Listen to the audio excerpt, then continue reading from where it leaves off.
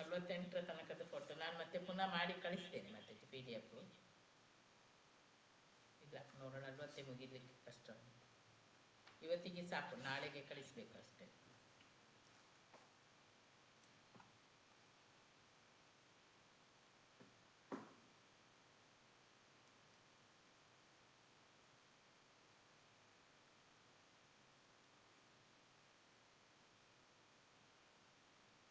ಇಲ್ಲವಾ ಮಾತಾಜಿ?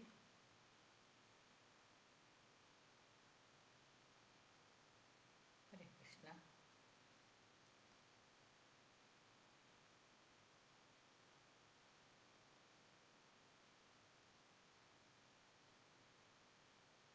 ನೀವು ಮಾಡ್ತೀರಾ, ನಾನು ಮಾಡ್ಬೇಕಾ ಮಾತಾಜಿ ಶೇರ್? ಮತ್ತೆ ಶೇರ್ ನೀವು ಮಾಡ್ತೀರಾ ಮಾತಾಜಿ? ನನಗೆ ಓಪನ್ ಆಗ್ತಿಲ್ಲ. ಓಕೆ.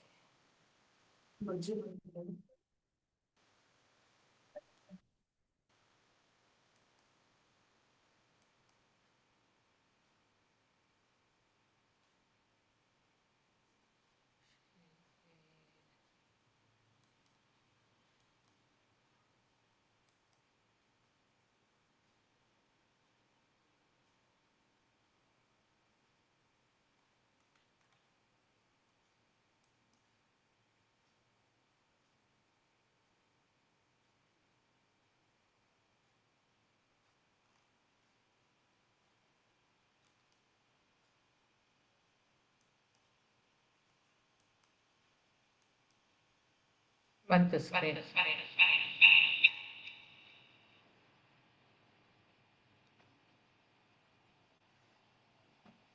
ಹರೇ ಕೃಷ್ಣ.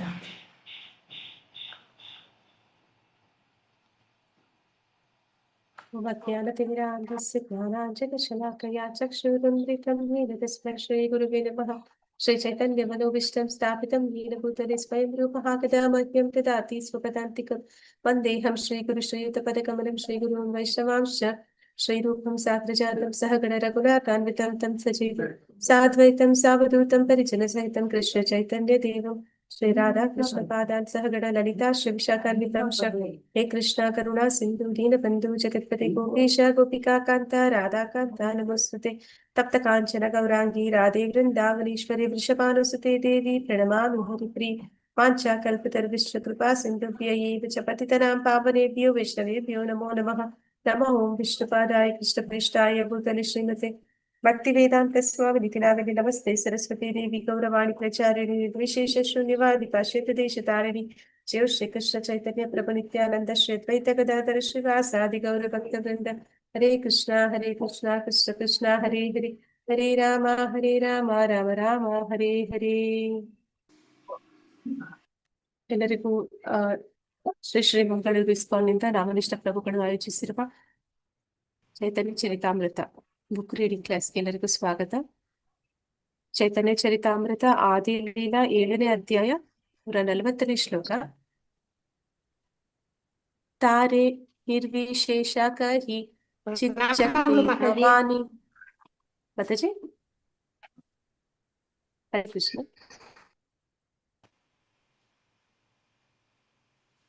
ಅವರಷ್ಟಕ್ಕೆ ಮಾತನಾಡಿದ್ರ ಅಂತ. ತಾರೆ ನಿರ್ವಿಶೇಷ ಕಹಿ ಚಿಚ್ಚಕ್ತಿ ನಮಾನಿ ಅರ್ಥ ಸ್ವರೂಪ ನಮಾನಿಲೆ ಪೂರ್ಣತಃ ಹಾನಿ. ಹರೇ ಕೃಷ್ಣ. ಲಲಿತಾ ಪ್ರವೀಣ ಮಾತಾಜಿ ಹರೇ ಕೃಷ್ಣ ಮಾತಾಜಿ. ಹರೇ ಕೃಷ್ಣ. ಕಂಟಿನ್ಯೂ ಮಾಡಿ. ಹೇ ಮಾತಾಜಿ ಬರವಾರದಿಂದ ಹರಿಣಿ ಕಕ್ಕಿಯಾದ ಮಾತಾಜಿ ಓದಿ ಮಾತಾಜಿ. ಓಕೆ ಮಾತಾಜಿ. ಓದ್ತೀನಿ ಮಾತಾಜಿ. ಹರೇ ಕೃಷ್ಣ. ತಾಂಗ್ರೆ ನಿರ್ವಿಶೇಷ ಕಹಿ ಚಿಚ್ ಭಕ್ತಿ ನ ಮಾನಿ ಅರ್ಧ ಸ್ವರೂಪ ನ ಮಾನಿಲೆ ಪೂರ್ಣತ ಥಯ ಖಾನಿ. ತಾಜ್ರೆ ಅವನಿಗೆ ನಿರ್ವಿಶೇಷ ನಿರಾಕಾರ ಕಹಿ ನಾವು ಹೇಳುತ್ತೇವೆ. ಚಿತ್ ಶಕ್ತಿ ಆಧ್ಯಾತ್ಮಿಕ ಶಕ್ತಿ, ನಾ ಮಾಡುವುದಿಲ್ಲ, ಮಾನಿ ಅಂಗೀಕಾರ, ಅರ್ಧ ಸ್ವರೂಪ ರೂಪ ನಾ ಇಲ್ಲ, ಮಾನಿಲೆ ಅಂಗೀಕರಿಸುವುದು, ಪೂರ್ಣತೆ ಭಯ ಆಗುತ್ತದೆ, ಹಾನಿ ದೋಷ. ಅನುವಾದ ಮತ್ತು ಭಾವಾರ್ಥ ಶ್ರೀಲಾ ಪ್ರಭುಪಾದರಿಗೆ ಜಯವಾಗಲಿ. ಅನುವಾದ: ಒಂದ್ ನಿಮಿಷ ಮಾತಾಜಿ, ಸಣ್ಣದ್ ಮಾಡ್ಕೊತೀನಿ. ಮಾತಾಜಿ ಸ್ವಲ್ಪ ಮೇಲೆ ಮಾಡಿ ಮಾತಾಜಿ. ಮಾಡ್ತೀನಿ. ಪರಮೋನ್ನತನನ್ನು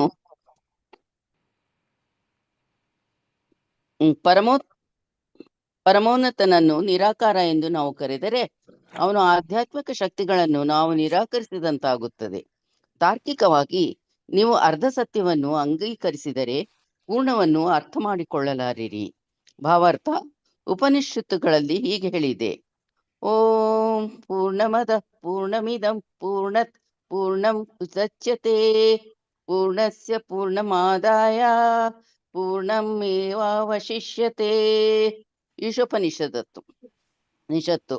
ಬೃಹದಾರಣ್ಯಕ ಉಪನಿಷತ್ತು ಮತ್ತು ಇತರ ಅನೇಕ ಉಪನಿಷತ್ತುಗಳಲ್ಲಿ ಪ್ರಸ್ತಾವಿಸಲಾಗಿರುವ ಈ ಶ್ಲೋಕವು ದೇವೋತ್ತಮ ಪರಮಪುರುಷನು 6 ಬಗೆಯ ಐಶ್ವರ್ಯಗಳಿಂದ ಸಂಪನ್ನರಾಗಿದ್ದಾನೆ ಎಂದು ಸೂಚಿಸುತ್ತದೆ. ಅವನ ಸ್ಥಾನವು ವಿಶಿಷ್ಟವಾಗಿದೆ, ಏಕೆಂದರೆ ಅವನು ಎಲ್ಲ ಐಶ್ವರ್ಯ, ಶಕ್ತಿ, ಪ್ರಭಾವ, ಸೌಂದರ್ಯ, ಜ್ಞಾನ ಮತ್ತು ವೈರಾಗ್ಯಗಳನ್ನು ಹೊಂದಿದ್ದಾನೆ. ಬ್ರಹ್ಮನ್ ಎಂದರೆ ಅತ್ಯುನ್ನತ, ಆದರೆ ದೇವೋತ್ತಮ ಪರಮಪುರುಷನು ಅತ್ಯುನ್ನತನಿಗಿಂತ ದೊಡ್ಡವನು. ಬ್ರಹ್ಮಾಂಡದಲ್ಲಿ ಸರ್ವವ್ಯಾಪಿಯಾಗಿರುವ ಸೂರ್ಯಕಿರಣಕ್ಕಿಂತ ಸೂರ್ಯಗೋಳವು ದೊಡ್ಡದು, ಹೇಗೋ ಹಾಗೆ. ಸೂರ್ಯಕಿರಣಕ್ಕಿಂತ ಸೂರ್ಯಗೋಳವು ದೊಡ್ಡದು, ಹೇಗೋ ಹಾಗೆ. ಪ್ರಪಂಚದಾದ್ಯಂತ ಪಸರಿಸಿರುವ ಸೂರ್ಯಕಿರಣವು ಮಂದಮತಿಗಳಿಗೆ ಬಹಳ ದೊಡ್ಡದೆಂದು ತೋರಿದರೂ ಸೂರ್ಯಕಿರಣಕ್ಕಿಂತ ದೊಡ್ಡದು ಸೂರ್ಯಲೋಕ. ಸೂರ್ಯಲೋಕಕ್ಕಿಂತ ದೊಡ್ಡವನು ಸೂರ್ಯದೇವನೇ. ಹಾಗೆಯೇ ನಿರಾಕಾರ ಬ್ರಹ್ಮನ್ ದೊಡ್ಡವನೆಂದು ತೋರಿದರೂ ದೊಡ್ಡವನಲ್ಲ. ನಿರಾಕಾರ ಬ್ರಹ್ಮನ್ ದೇವೋತ್ತಮ ಪರಮಪುರುಷನ ದೇಹದ ಪ್ರತಿಭೆಯಷ್ಟೇ. ಆದರೆ ಪ್ರಭುವಿನ ಲೋಕೋತ್ತರ ರೂಪವು ನಿರಾಕಾರ ಬ್ರಹ್ಮನ್ ಮತ್ತು ಅಂತರಾತ್ಮ ಇವರಿಬ್ಬರಿಗಿಂತ ದೊಡ್ಡದು. ಆದ್ದರಿಂದ ವೈದಿಕ ಸಾಹಿತ್ಯದಲ್ಲಿ ಯಾವಾಗ ಬ್ರಹ್ಮನ್ ಎಂಬ ಶಬ್ದವನ್ನು ಉಪಯೋಗಿಸಿದರೂ ಅದು ದೇವೋತ್ತಮ ಪರಮಪುರುಷನನ್ನು ಕುರಿತದ್ದು ಎಂದು ಅರ್ಥ ಮಾಡಿಕೊಳ್ಳಬೇಕು. ಧನ್ಯವಾದಗಳು ಪ್ರಭುಜಿ. ಹರೇ ಕೃಷ್ಣ ಮಾತಾಜಿ, ಧನ್ಯವಾದಗಳು. ಮಾತಾಜಿ ಧನ್ಯವಾದಗಳು. ಆರತಿ ಮಾತಾಜಿ ಓದ್ತೀರ? ಆರತಿ ಮಾತಾಜಿ. ಹರೇ ಕೃಷ್ಣ ಮಾತಾಜಿ. ಮಾತಾಜಿ, ಇದು ಆ ಶಬ್ದಗಳ ಅಲ್ಲಿಂದನ ಮಾತಾಜಿ? ಭಗವದ್ಗೀತೆಯಲ್ಲಿ.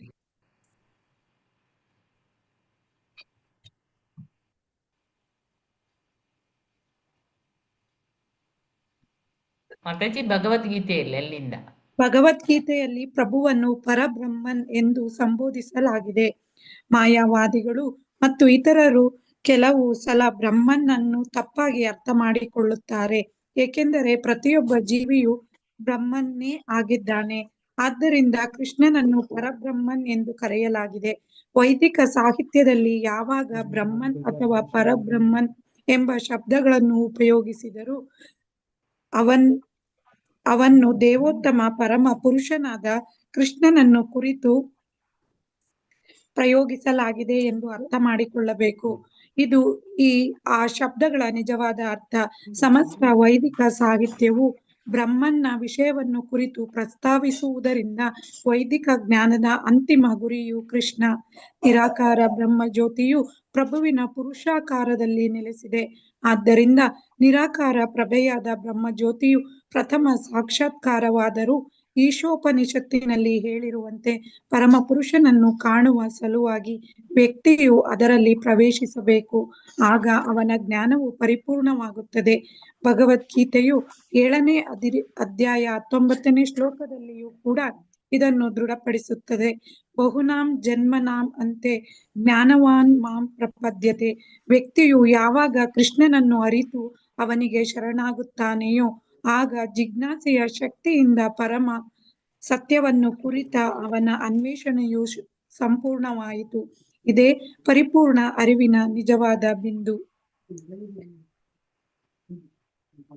ಪರಮ ಸತ್ಯವನ್ನು ನಿರಾಕಾರ ಬ್ರಹ್ಮನ್ ಎಂದು ಅಂಶಿಕವಾಗಿ ಸಾಕ್ಷಾತ್ಕಾರ ಮಾಡಿಕೊಳ್ಳುವುದು ಪ್ರಭುವಿನ ಸಮಸ್ತ ಸಂಪತ್ತನ್ನು ನಿರಾಕರಿಸಿದಂತಾಗುತ್ತದೆ.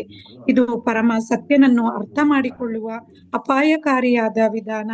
ವ್ಯಕ್ತಿಯು ಪರಮ ಸತ್ಯನ ಎಲ್ಲ ರೂಪಗಳನ್ನು ಅರ್ಥ ಮಾಡಿಕೊಳ್ಳುವವರೆಗೂ, ಅಂದರೆ ನಿರಾಕಾರ ಬ್ರಹ್ಮನ್, ಅಂತರಾತ್ಮನಾದ ಪರಮಾತ್ಮ ಮತ್ತು ಕೊನೆಯದಾಗಿ ಜೀವೋತ್ತಮ ಪರಮಪುರುಷ, ಅವನ ಜ್ಞಾನವು ಅಪರಿಪೂರ್ಣವಾಗಿರುತ್ತದೆ. ಶ್ರೀಪಾದ ರಾಮಾನುಜಾಚಾರ್ಯರು ತಮ್ಮ ವೇದಾಂತ ಸಂಗ್ರಹ ಎಂಬ ಗ್ರಂಥದಲ್ಲಿ ಹೀಗೆ ಹೇಳಿದ್ದಾರೆ: ಜ್ಞಾನೇನ ಧರ್ಮೇಣ ಸ್ವರೂಪಂ ಅಪಿ ನಿರೂಪಿತಂ ನಾತು ಜ್ಞಾನ ಮಾತ್ರಂ ಬ್ರಹ್ಮೇತಿ ಕಥಂ ಇದಂ ಅವಜ್ಞಮ್ಯತೆ ಇತಿ ಚೇತ್. ಪರಮ ಸತ್ಯನ ನಿಜವಾದ ಗುರುತನ್ನು ಅವನ ಜ್ಞಾನ ಮತ್ತು ಅವನ ಗುಣಗಳು ಇವೆರಡರ ಮೂಲಕವೂ ಅರ್ಥ ಮಾಡಿಕೊಳ್ಳಬೇಕು ಎಂದು ಅವನು ಹೀಗೆ ಸೂಚಿಸುತ್ತಾನೆ: ಪರಮ ಸತ್ಯನು ಕೇವಲ ಜ್ಞಾನಪೂರ್ಣ ಎಂದು ಅರ್ಥ ಮಾಡಿಕೊಂಡರೆ ಸಾಲದು. ವೈದಿಕ ಸಾಹಿತ್ಯದಲ್ಲಿ ಮುಂಡಕ ಉಪನಿಷತ್ತು 1ನೇ ಸ್ಕಂದ 1ನೇ ಅಧ್ಯಾಯ 9ನೇ ಶ್ಲೋಕದಲ್ಲಿ ಯಾ ಸರ್ವಜ್ಞ ಸರ್ವವಿತ್ ಎಂಬ ಹೇಳಿಕೆ ನಮಗೆ ದೊರೆಯುತ್ತದೆ. ಅಂದರೆ ಪರಮ ಸತ್ಯನು ಪ್ರತಿಯೊಂದನ್ನು ಪರಿಪೂರ್ಣವಾಗಿ ಅರಿತಿದ್ದಾನೆ. ಆದರೆ ನಾವು ವೈದಿಕ ಸಾಹಿತ್ಯದಿಂದ ಪರಾಸ್ಯ ಶಕ್ತಿ ವಿವಿಧೈವ ಶ್ರೂಯತೆ ಎಂಬುದನ್ನು ಕಲಿತಿದ್ದೇವೆ. ಅಂದರೆ ಅವನು ಪ್ರತಿಯೊಂದನ್ನು ತಿಳಿದಿರುವಷ್ಟೇ ಅಲ್ಲ, ತನ್ನ ವಿವಿಧ ಶಕ್ತಿಗಳನ್ನು ಉಪಯೋಗಿಸಿಕೊಂಡು. ಮಾತಾಜಿ ಸ್ವಲ್ಪ ಮೇಲೆ ಮಾಡಿ ಮಾತಾಜಿ. ಹರೇ ಕೃಷ್ಣ ಮಾತಾಜಿ, ಸ್ವಲ್ಪ ಮೇಲೆ ಮಾಡಿ. ಬಂದೆ. ಉಪಯೋಗಿಸಿಕೊಂಡು ಅದಕ್ಕೆ ಅನುಗುಣವಾಗಿ ವರ್ತಿಸುತ್ತಾನೆ. ಹೀಗೆ ಪರಬ್ರಹ್ಮನ್ ಜಾಗೃತ ಎಂದು ಅರ್ಥ ಮಾಡಿಕೊಂಡರೆ ಸಾಲದು. ಅವನು ತನ್ನ ವಿವಿಧ ಶಕ್ತಿಗಳ ಮೂಲಕ ಪ್ರಜ್ಞಾಪೂರ್ವಕವಾಗಿ ಹೇಗೆ ವರ್ತಿಸುತ್ತಾನೆ ಎನ್ನುವುದನ್ನು ಕೂಡ ನಾವು ಅರ್ಥ ಮಾಡಿಕೊಳ್ಳಬೇಕು. ಮಾಯಾವಾದ ತತ್ವಜ್ಞಾನವು ಕೇವಲ ಪರಮ ಸತ್ಯನ ಪ್ರಜ್ಞೆಯನ್ನು ಕುರಿತು ನಮಗೆ ತಿಳಿಸುತ್ತದೆ. ಆದರೆ ಅವನು ತನ್ನ ಪ್ರಜ್ಞೆಯೊಡನೆ ಹೇಗೆ ಪ್ರವೃತ್ತನಾಗುತ್ತಾನೆ ಎಂದು ನಮಗೆ ಮಾಹಿತಿ ಕೊಡುವುದಿಲ್ಲ. ಇದು ಆ ತತ್ವಜ್ಞಾನದ ದೋಷ. ಧನ್ಯವಾದಗಳು ಮಾತಾಜಿ. ಹರೇ ಕೃಷ್ಣ ಮಾತಾಜಿ, ಧನ್ಯವಾದಗಳು. ಧನ್ಯವಾದಗಳು ಮಾತಾಜಿ. ಹರೇ ಕೃಷ್ಣ. ಇಲ್ಲಿ ಏನ್ ಹೇಳ್ತಾ ಇದ್ದಾರೆ ಅಂದ್ರೆ, ಪರಮೋನ್ನತನನ್ನು ನಿರಾಕಾರ ಎಂದು ಕರೆದರೆ ಅವನ ಆಧ್ಯಾತ್ಮಿಕ ಶಕ್ತಿಗಳನ್ನು ನಾವು ನಿರಾಕರಿಸಿದಂತಾಗುತ್ತದೆ. ಅನುವಾದ ಭಾವಾರ್ಥ ಪ್ರಭುಪಾದರಿಗೆ ಜಯವಾಗಲಿ. ತಾರ್ಕಿಕವಾಗಿ ನೀವು ಅರ್ಧ ಸತ್ಯವನ್ನು ಅಂಗೀಕರಿಸಿದರೆ ಪೂರ್ಣವನ್ನು ಅರ್ಥ ಮಾಡಿಕೊಳ್ಳಲಾರಿರಿ. ಅಂದ್ರೆ ಭಗವಂತ ಆಂಶಿಕ ಸಾಕ್ಷಾತ್ಕಾರ ಅದು ನಿರಾಕಾರವಾದ, ಅದನ್ನ ತಿಳ್ಕೊಂಡ್ರೆ ನಾವು ಪರಿಪೂರ್ಣ ಸಾಕ್ಷಾತ್ಕಾರ ಸಿಗದೆ ಹೋಗುತ್ತೆ ಅಂತ ಇಲ್ಲಿ ಹೇಳ್ತಾ ಇದ್ದಾರೆ. ಆದ್ರೆ ಅನೇಕ ಉಪನಿಷತ್ತುಗಳಲ್ಲಿ ನಾವು ನೋಡ್ತೀವಿ ಭಗವಂತ ಅವನು ಪೂರ್ಣ ಅಂತ. ಅದಕ್ಕೆ ಇಲ್ಲಿ ಹೇಳ್ತಾ ಇದ್ದಾರೆ: ಓಂ ಪೂರ್ಣಮದಂ ಪೂರ್ಣಮಿದಂ ಪೂರ್ಣಾತ್ ಪೂರ್ಣ ಉದಚ್ಯತೆ ಪೂರ್ಣಸ್ಯ ಪೂರ್ಣಮಾದಾಯ ಪೂರ್ಣಾಂ ಏವ ವಶಿಷ್ಯತೆ. ಈಶೋಪನಿಷತ್ತಿನಲ್ಲಿ ಬೃಹದ್ ಅರಣ್ಯಕ ಉಪನಿಷತ್ತಿನಲ್ಲಿ ಮತ್ತು ಇತರ ಅನೇಕ ಉಪನಿಷತ್ತುಗಳಲ್ಲಿ ಪ್ರಸ್ತಾವಿಸಲಾಗಿರುವ ಈ ಶ್ಲೋಕವು ದೇವೋತ್ತಮ ಪರಮ ಪುರುಷ 6 ಬಗೆಯ ಐಶ್ವರ್ಯಗಳಿಂದ ಸಂಪನ್ನನಾಗಿದ್ದಾನೆ. ಆ ಕಾರಣದಿಂದ ಅವನನ್ನ ನಾವು ಭಗವಾನ್ ಅಂತ ಕರಿತೀವಿ. ಇಲ್ಲಿ ಅವನ ಸ್ಥಾನ ಅದು ವಿಶಿಷ್ಟವಾಗಿದೆ. ಏಕೆಂದರೆ ಅವನು ಎಲ್ಲ ಐಶ್ವರ್ಯ, ಶಕ್ತಿ, ಪ್ರಭಾವ, ಸೌಂದರ್ಯ, ಜ್ಞಾನ, ವೈರಾಗ್ಯಗಳನ್ನ ಹೊಂದಿದ್ದಾನೆ. ಅದ್ರಲ್ಲಿ ಯಾವಾಗ ಭಗವಾನ್ ಅಂತ ಕರಿತೀವಿ, ಅವನು ಐಶ್ವರ್ಯಗಳನ್ನ ಹೊಂದಿದ್ದಾನೆ, ಸಂಪತ್ತನ್ನ ಹೊಂದಿದ್ದಾನೆ, ಶಕ್ತಿಯನ್ನ ಹೊಂದಿದ್ದಾನೆ. ಹಾಗಾಗಿ ಅವನು ವ್ಯಕ್ತಿ. ಹಾಗಾಗಿ ಅವನಲ್ಲಿ ಸೌಂದರ್ಯ ಕೂಡ ಇದೆ. ವ್ಯಕ್ತಿಯಾಗಿರೋದ್ರಿಂದಲೇ ಅವನಲ್ಲಿ ಸೌಂದರ್ಯನೂ ಇದೆ. ಅವನಲ್ಲಿ ಕೀರ್ತಿ ಅನ್ನುವಂಥದ್ದು, ಜ್ಞಾನ ಅನ್ನುವಂಥದ್ದು, ವೈರಾಗ್ಯ ಅನ್ನುವಂಥದ್ದು, ಇದೆಲ್ಲವೂ ಕೂಡ ಒಬ್ಬ ವ್ಯಕ್ತಿಯಲ್ಲಿ ಇರ್ಲಿಕ್ಕೆ ಸಾಧ್ಯ. ಹಾಗಾಗಿ ಅವನನ್ನ ಭಗವಾನ್ ಅಂತ ಕರಿತೀವಿ ನಾವು. ಬ್ರಹ್ಮನ್ ಎಂದರೆ ಅತ್ಯುನ್ನತ, ಆದರೆ ದೇವೋತ್ತಮ ಪರಮಪುರುಷನು ಅತ್ಯುನ್ನತನಿಗಿಂತ ದೊಡ್ಡವನು. ಇಲ್ಲಿ ಬ್ರಹ್ಮನ್ ಅಂತ ಏನು ಹಾಗಾಗ ಹೇಳ್ತಾರೆ, ನಿರಾಕಾರವಾದಿಗಳ ಪ್ರಕಾರ ಬ್ರಹ್ಮನ್ ಅಂದ್ರೆ ಅದು ಈ ಒಂದು ಬ್ರಹ್ಮಾಂಡ ಅಷ್ಟೇ. ಅದರಿಂದ ಆಚೆಗೆ ಬ್ರಹ್ಮಜ್ಯೋತಿನ ಹೊರತುಪಡಿಸಿ ಬೇರೇನೋ ಅವ್ರಿಗೆ ಗೊತ್ತಿಲ್ಲ. ಹಾಗಾಗಿ ಅಲ್ಲಿಯವರೆಗೆ ಅವರು ಅದನ್ನ ಬ್ರಹ್ಮನ್ ಅಂತ ಕರೀತಾರೆ. ಆದ್ರೆ ಭಗವಂತ ಅದರಿಂದ ಆಚೆಗೆ ಇದ್ದಾನೆ. ಅದರಿಂದ ಆಚೆಗೆ ಆಧ್ಯಾತ್ಮಿಕ ಜಗತ್ತಿನಲ್ಲಿ ಅವನಿನ್ನೂ ಅದಕ್ಕಿಂತ ಉನ್ನತ ಸ್ಥಾನದಲ್ಲಿ ಇದ್ದಾನೆ. ಹಾಗಾಗಿ ಇಲ್ಲಿ ಬ್ರಹ್ಮನ್ ಅನ್ನುವಂಥದಕ್ಕಿಂತ ಉನ್ನತದಲ್ಲಿ, ಅಂದ್ರೆ ಉನ್ನತವಾದ ಮಟ್ಟದಲ್ಲಿ ಇಲ್ಲಿ ದೇವೋತ್ತಮ ಪರಮ ಪುರುಷ ದೊಡ್ಡವನು ಅಂತ ಹೇಳಿ ಕರೀತಾ ಇದ್ದಾರೆ. ಬ್ರಹ್ಮಾಂಡದಲ್ಲಿ ಸರ್ವವ್ಯಾಪಿಯಾಗಿರುವ ಸೂರ್ಯ ಕಿರಣಕ್ಕಿಂತ ಸೂರ್ಯಗುಣವು ದೊಡ್ಡದು. ಹೇಗೋ ಹಾಗೆ ಪ್ರಪಂಚಾದ್ಯಂತ ಪಸರಿಸಿರುವ ಸೂರ್ಯಕಿರಣವು ಮಂದಮತಿಗಳಿಗೆ ಬಹಳ ದೊಡ್ಡದೆಂದು ತೋರಿದರೂ ಸೂರ್ಯಕಿರಣಕ್ಕಿಂತ ದೊಡ್ಡದು ಸೂರ್ಯಲೋಕ. ಅಂದ್ರೆ ಇಲ್ಲಿ ನಾವೇನ್ ಅನ್ಕೋತೀವಿ, ಸೂರ್ಯನ ಬೆಳಕು ಮತ್ತೆ ಅವನ ಶಕ್ತಿ, ಅಂದ್ರೆ ಶಾಖ, ಇದೆರಡು ಇಲ್ಲ ಅಂತಂದ್ರೆ ಈ ಒಂದು ಭೌತಿಕ ಜಗತ್ತೇನಿದೆ ಅದು ಅಸ್ತಿತ್ವದಲ್ಲಿ ಇರೋದಕ್ಕೆ ಸಾಧ್ಯ ಇಲ್ಲ. ಹಾಗಾಗಿ ಭಗವಾನ್ ಸೂರ್ಯನ ಶಕ್ತಿ ಮತ್ತೆ ಬೆಳಕು ಅದು ಈ ಎಲ್ಲ ಭೂಮಿ ಮೇಲೆ ಜೀವಿಗಳು ಆ ಒಂದು ಜೀವಂತವಾಗಿ ಇರೋದಕ್ಕೆ, ಚೇತನದಿಂದ ಕೂಡಿರೋದಕ್ಕೆ ಸಾಧ್ಯ ಆಗ್ತಿದೆ ಅಂತ ತಿಳಿತೀವಿ. ಆದ್ರೆ ಅದನ್ನ ಮಂದಮತಿಗಳ ಒಂದು ಅರಿವು ಅಂತ ಇಲ್ಲಿ ಹೇಳ್ತಾ ಇದ್ದಾರೆ. ಅದಕ್ಕಿಂತ ಹೆಚ್ಚು ಏನಂತಂದ್ರೆ ಸೂರ್ಯ ಸ್ವಯಂ ಸೂರ್ಯ ಗ್ರಹ ಅಂತಂದ್ರೆ ಅವನಿಂದಲೇ ಅಲ್ಲಿ ಈ ಬೆಳಕು ಶಕ್ತಿ ಬರ್ತಿರುವಂತದ್ದು, ಅದು ಅದಕ್ಕಿಂತ ದೊಡ್ಡದು. ಆದ್ರೆ ಅದಕ್ಕಿಂತಲೂ ಇನ್ನೂ ದೊಡ್ಡದು ಏನು ಅಂತಂದ್ರೆ ಆ ಗ್ರಹದ ಅಧಿಪತಿ, ಅಂದ್ರೆ ಆ ಒಂದು ಸೂರ್ಯ ಗೋಳ ಏನಿದೆ ಅದನ್ನ ಯಾರು ನಿರ್ವಹಣೆ ಅದನ್ನ ನೋಡ್ಕೋತಾ ಇದ್ದಾನೆ, ಅದನ್ನ ಸರಿಯಾದ ರೀತಿಯಲ್ಲಿ ನಡ್ಸ್ಕೊಂಡು ಹೋಗ್ತಾ ಇದ್ದಾನೆ ವಿವಸ್ವಾನ್, ಅವನು ಅದಕ್ಕಿಂತಲೂ ದೊಡ್ಡವನು ಸೂರ್ಯದೇವ ಅಂತ ಇಲ್ಲಿ ಹೇಳ್ತಾ ಇದ್ದಾರೆ. ಹಾಗೆ ನಿರಾಕಾರ ಬ್ರಹ್ಮನ್ ದೊಡ್ಡದಾಗಿ ನಮ್ಗೆ ತೋರಿದ್ರು ಕೂಡ ಅದು ದೊಡ್ಡವನಲ್ಲ ಅಂತ ಇಲ್ಲಿ ಹೇಳ್ತಾ ಇದ್ದಾರೆ. ಅಂದ್ರೆ ಈ ಒಂದು ಬೆಳಕು, ಪೂರೈಸುವ ಬೆಳಕು ಏನಿದೆ ಈ ಬ್ರಹ್ಮಾಂಡದ ಹೊರಗಡೆ, ಅದೇ ಎಲ್ಲದಕ್ಕಿಂತ ಹಿರಿದಲ್ಲ. ನಿರಾಕಾರ ಬ್ರಹ್ಮನ್ ದೇವೋತ್ತಮ ಪರಮ ಪುರುಷನ ದೇಹದ ಪ್ರಭೆ ಅಷ್ಟೇ. ಅದು ಎಲ್ಲಿಂದ ಬರ್ತಾ ಇದೆ ಮೂಲದಲ್ಲಿ ಅಂತಂದ್ರೆ ಅದು ಭಗವಂತನಿಂದ ಬರ್ತಿದೆ, ಅವನ ದೇಹದಿಂದ ಬರ್ತಿದೆ. ಹಾಗಾಗಿ ಪ್ರಭುವಿನ ಲೋಕೋತ್ತರ ರೂಪವು ನಿರಾಕಾರ ಬ್ರಹ್ಮನ್ ಮತ್ತು ಅಂತರಾತ್ಮ ಇಬ್ಬರಿಗಿಂತ ದೊಡ್ಡದು. ಅಂದ್ರೆ ಅವನು ಪರಮಾತ್ಮನಾಗಿಯೂ ಇದ್ದಾನೆ, ನಿರಾಕಾರ ಬ್ರಹ್ಮನ ಆ ಒಂದು ಅಸ್ತಿತ್ವಕ್ಕೆ ಮೂಲ ಕಾರಣ ಆಗಿದ್ದಾನೆ. ಹೀಗೆ ದೇವೋತ್ತಮ ಪರಮ ಪುರುಷ ಅವನು ಎಲ್ಲದಕ್ಕಿಂತ ದೊಡ್ಡವನು. ಆದ್ದರಿಂದ ವೈದಿಕ ಸಾಹಿತ್ಯದಲ್ಲಿ ಯಾವಾಗ ಬ್ರಹ್ಮನ್ ಎಂಬ ಶಬ್ದವನ್ನು ಉಪಯೋಗಿಸಿದರೂ ಅದು ದೇವೋತ್ತಮ ಪರಮ ಪುರುಷನನ್ನು ಕುರಿತಾದದ್ದು ಎಂದು ಅರ್ಥ ಮಾಡಿಕೊಳ್ಳಬೇಕು. ಅಂದ್ರೆ ಭಗವದ್ಗೀತೆಯಲ್ಲಿ, ಭಾಗವತದಲ್ಲಿ ಓದುವಾಗ ಬ್ರಹ್ಮನ್ ಅಂತ ಎಲ್ಲಾದ್ರೂ ಕೇಳಿದ್ರೆ ಅವರು ದೇವೋತ್ತಮ ಪರಮ ಪುರುಷನನ್ನ ಹೇಳ್ತಾ ಇದ್ದಾರೆ, ಅವನ ಬಗ್ಗೆ ಕುರಿತಾಗಿ ಹೇಳ್ತಾ ಇದ್ದಾರೆ ಅಂತ ತಿಳಿಬೇಕು ಅಂತೇಳಿ ಹೇಳ್ತಿದ್ದಾರೆ. ಭಗವದ್ಗೀತೆಯಲ್ಲಿ ಪ್ರಭುವನ್ನು ಪರಬ್ರಹ್ಮನ್ ಎಂದು ಸಂಬೋಧಿಸಲಾಗಿದೆ. ಮಾಯಾವಾದಿಗಳು ಮತ್ತು ಇತರರು ಕೆಲವು ಸಲ ಬ್ರಹ್ಮನ್ ಅನ್ನು ತಪ್ಪಾಗಿ ಅರ್ಥ ಮಾಡಿಕೊಳ್ಳುತ್ತಾರೆ, ಏಕೆಂದರೆ ಪ್ರತಿಯೊಬ್ಬ ಜೀವಿಯು ಬ್ರಹ್ಮನ್ನೇ ಆಗಿದ್ದಾನೆ. ಆದ್ದರಿಂದ ಕೃಷ್ಣನನ್ನು ಪರಬ್ರಹ್ಮನ್ ಎಂದು ಕರೆಯಲಾಗಿದೆ. ಅಂದ್ರೆ ಅವರ ಪ್ರಕಾರ ಜೀವಿನೇ ಭಗವಂತನಿಗೆ ಸಮಾನ ಅಂತ ಹೇಳೋ ಒಂದು ನಿಟ್ಟಿನಲ್ಲಿ ಅವರು ವಾದ ಮಾಡ್ತಾರೆ. ಹಾಗಾಗಿ ಪ್ರತಿಯೊಂದು ಜೀವಿ ಯಾರಿದ್ದಾರೆ ಅವರನ್ನು ಕೂಡ ಬ್ರಹ್ಮನ್ ಅಂತಾನೆ ಕರೀತಾರೆ. ಹಾಗಾಗಿ ಅದನ್ನ ಪ್ರತ್ಯೇಕವಾಗಿ ಅರ್ಥ ಮಾಡಿಸೋದಕ್ಕೆ ಭಗವದ್ಗೀತೆಯಲ್ಲಿ ಏನಂತ ಕೊಡ್ತಾರೆ, ಬ್ರಹ್ಮನ್ ಅಂತ ಹೇಳೋದಿಲ್ಲ, ಪರಬ್ರಹ್ಮನ್ ಅಂತ ಹೇಳ್ತಾರೆ. ಅಂದ್ರೆ ಸಾಧಾರಣ ಜೀವಿಯಲ್ಲ, ದೇವೋತ್ತಮ ಪರಮ ಪುರುಷ ಅಂತ ಸೂಚಿಸುವುದಕ್ಕಾಗಿ. ವೈದಿಕ ಸಾಹಿತ್ಯದಲ್ಲಿ ಯಾವಾಗ ಬ್ರಹ್ಮನ್ ಅಥವಾ ಪರಬ್ರಹ್ಮನ್ ಎಂಬ ಶಬ್ದಗಳನ್ನು ಉಪಯೋಗಿಸಿದರೂ ಅವನ್ನು ದೇವೋತ್ತಮ ಪರಮ ಪುರುಷನಾದ ಕೃಷ್ಣನನ್ನು ಕುರಿತು ಪ್ರಯೋಗಿಸಲಾಗಿದೆ ಎಂದು ಅರ್ಥ ಮಾಡಿಕೊಳ್ಳಬೇಕು. ಇದು ಆ ಶಬ್ದಗಳ ನಿಜವಾದ ಅರ್ಥ. ಸಮಸ್ತ ವೈದಿಕ ಸಾಹಿತ್ಯವು ಬ್ರಹ್ಮನ್ ವಿಷಯವನ್ನು ಕುರಿತು ಪ್ರಸ್ತಾವಿಸುವುದರಿಂದ ವೈದಿಕ ಜ್ಞಾನದ ಅಂತಿಮ ಗುರಿಯು ಕೃಷ್ಣ, ನಿರಾಕಾರ ಬ್ರಹ್ಮಜ್ಯೋತಿ, ಪ್ರಭುವಿನ ಪುರುಷಾಕಾರದಲ್ಲಿ ನೆಲೆಸಿದೆ. ಆದ್ರೆ ಈ ಒಂದು ಏನು ಬ್ರಹ್ಮಜ್ಯೋತಿ ಅಂತ ಕರಿತಾ ಇದ್ದಾರೆ ಅದು ಪುರುಷಾಕಾರದಲ್ಲಿ ನೆಲೆಸಿದೆ ಅಂತಂದ್ರೆ ಭಗವಂತನಿಂದಲೇ ಬರ್ತಿರುವಂತದ್ದು. ಆದ್ದರಿಂದ ನಿರಾಕಾರ ಪ್ರಭೆಯಾದ ಬ್ರಹ್ಮಜ್ಯೋತಿಯು ಪ್ರಥಮ ಸಾಕ್ಷಾತ್ಕಾರವಾದರೂ ಈಶೋಪನಿಷತ್ತಿನಲ್ಲಿ ಹೇಳಿರುವಂತೆ ಪರಮಪುರುಷನನ್ನು ಕಾಣುವ ಸಲುವಾಗಿ ವ್ಯಕ್ತಿಯು ಅದರಲ್ಲಿ ಪ್ರವೇಶಿಸಬೇಕು. ಅಂದ್ರೆ ಅದು ಮೊದಲ ಮೆಟ್ಟಿಲು. ಒಂದು ನಿರಾಕಾರ ಪ್ರಭೆ ಏನು ನೋಡ್ತಾ ಇದ್ದೀವಿ, ಅಂದ್ರೆ ಈ ನಿರಾಕಾರವಾದಿಗಳು ಹೇಳ್ತಾರೆ ಅದು ಆಧ್ಯಾತ್ಮಿಕ ಒಂದು ಸಾಕ್ಷಾತ್ಕಾರದಲ್ಲಿ ಮೊದಲನೇ ಒಂದು ಹಂತ. ಅಲ್ಲಿಂದ ನಾವು ಮುಂದುವರಿಬೇಕು, ಅಲ್ಲಿಗೆ ನಿಂತು ಬಿಡುವಂತದ್ದಲ್ಲ, ಅದೇ ಅಂತಿಮ ಅಂತ ತಿಳಿಯುವಂತದ್ದಲ್ಲ. ಅದರಿಂದ ಆಚೆಗೆ ಇನ್ನೂ ಇದೆ. ಏನಿದೆ ಅಂತಂದ್ರೆ ಅಲ್ಲಿ ದೇವೋತ್ತಮ ಪರಮ ಪುರುಷ ವ್ಯಕ್ತಿ ರೂಪದಲ್ಲಿ ಅವನಿದ್ದಾನೆ, ಅವನನ್ನ ಕಾಣುವುದಕ್ಕಾಗಿ ನಾವು ಅದನ್ನ ಪ್ರವೇಶಿಸ್ಬೇಕು ಅಂತ ಹೇಳಿ ಹೇಳ್ತಾ ಇದ್ದಾರೆ. ಆಗ ಅವನ ಜ್ಞಾನವು ಪರಿಪೂರ್ಣವಾಗುತ್ತೆ. ಭಗವದ್ಗೀತೆಯಲ್ಲಿ 7.19 ಕೂಡ ಇದನ್ನೇ ಹೇಳ್ತಾ ಇದೆ. ಏನಂತ ಹೇಳ್ತಾ ಇದೆ ಅಂದ್ರೆ ಬಹುನಾಂ ಜನ್ಮನಾಮಂತೆ ಜ್ಞಾನವಾನ್ ಮಾಂ ಪ್ರಪದ್ಯತೆ. ವ್ಯಕ್ತಿಯು ಯಾವಾಗ ಕೃಷ್ಣನನ್ನು ಅರಿತು ಅವನಿಗೆ ಶರಣಾಗತನಾಗುತ್ತಾನೆಯೋ ಆಗ ಜಿಜ್ಞಾಸೆಯ ಶಕ್ತಿಯಿಂದ ಪರಮ ಸತ್ಯವನ್ನು ಕುರಿತ ಅವನ ಅನ್ವೇಷಣೆಯು ಸಂಪೂರ್ಣವಾಯಿತು.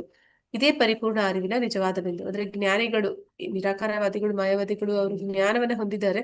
ಆ ಜ್ಞಾನದ ಒಂದು ಜಿಜ್ಞಾಸೆಯಲ್ಲಿ ಅವರು ಭಗವಂತನ ತಿಳಿಯೋ ಪ್ರಯತ್ನವನ್ನ ಮಾಡ್ತಾರೆ. ಯಾವಾಗ ಅವರ ಒಂದು ಕೃಷ್ಣನ ಕೃಪೆಯಿಂದ ಅಥವಾ ಭಕ್ತರ ಕೃಪೆಯಿಂದ ಅವರಿಗೆ ಭಕ್ತರ ಸಂಘ ಸಿಕ್ಕಿದ್ರೆ ಆಗ ಅವ್ರು ಏನ್ ಮಾಡ್ತಾರೆ, ಭಗವಂತನಿಗೆ ಶರಣಾಗ್ತಾರೆ. ಶರಣಾಗತಿನ ಹೊಂದಿದಾಗ ಅವರ ಒಂದು ಅನ್ವೇಷಣೆ ಏನದು ಆರಂಭ ಮಾಡಿದ್ರು ಅದು ಪೂರ್ಣತೆಯನ್ನ ಪಡೆಯುತ್ತೆ ಅನ್ನೋದರಲ್ಲಿ ಹೇಳ್ತಾ ಇದ್ದಾರೆ.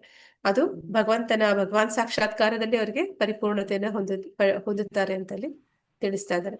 ಪರಮ ಸತ್ಯವನ್ನು ನಿರಾಕಾರ ಬ್ರಹ್ಮನೆಂದು ಆಂಶಿಕವಾಗಿ ಸಾಕ್ಷಾತ್ಕಾರ ಮಾಡಿಕೊಳ್ಳುವುದು ಪ್ರಭುವಿನ ಸಮಸ್ತ ಸಂಪತ್ತನ್ನು ನಿರಾಕರಿಸಿದಂತಾಗುತ್ತದೆ. ಅಂದ್ರೆ ಅವನನ್ನ ನಿರಾಕಾರ ಬ್ರಹ್ಮನಷ್ಟೇ ಅಂತ ಹೇಳ್ಬಿಟ್ರೆ ನಾವೇನ್ ಮಾಡ್ತಾ ಇದೀವಿ, ಅವನ ಸಮಸ್ತ ಸಂಪತ್ತನ್ನೇ ನಿರಾಕರಿಸಿದ ಹಾಗೆ. ಅಂದ್ರೆ ಅವನಲ್ಲಿ ಶಕ್ತಿ ಇದೆ, ಅವನಲ್ಲಿ ಸೌಂದರ್ಯ ಇದೆ, ಅವನಲ್ಲಿ ಜ್ಞಾನ ಇದೆ, ಅವನಿಗೆ ಕೀರ್ತಿ ಇದೆ, ಅವನಲ್ಲಿ ವೈರಾಗ್ಯ, ಇದನ್ನೆಲ್ಲ ನಾವು ನಿರಾಕರಿಸಿದಂತೆ ಆಗುತ್ತೆ. ಇದು ಪರಮ ಸತ್ಯವನ್ನು ಅರ್ಥ ಮಾಡಿಕೊಳ್ಳುವ ಅಪಾಯಕಾರಿಯಾದ ವಿಧಾನ.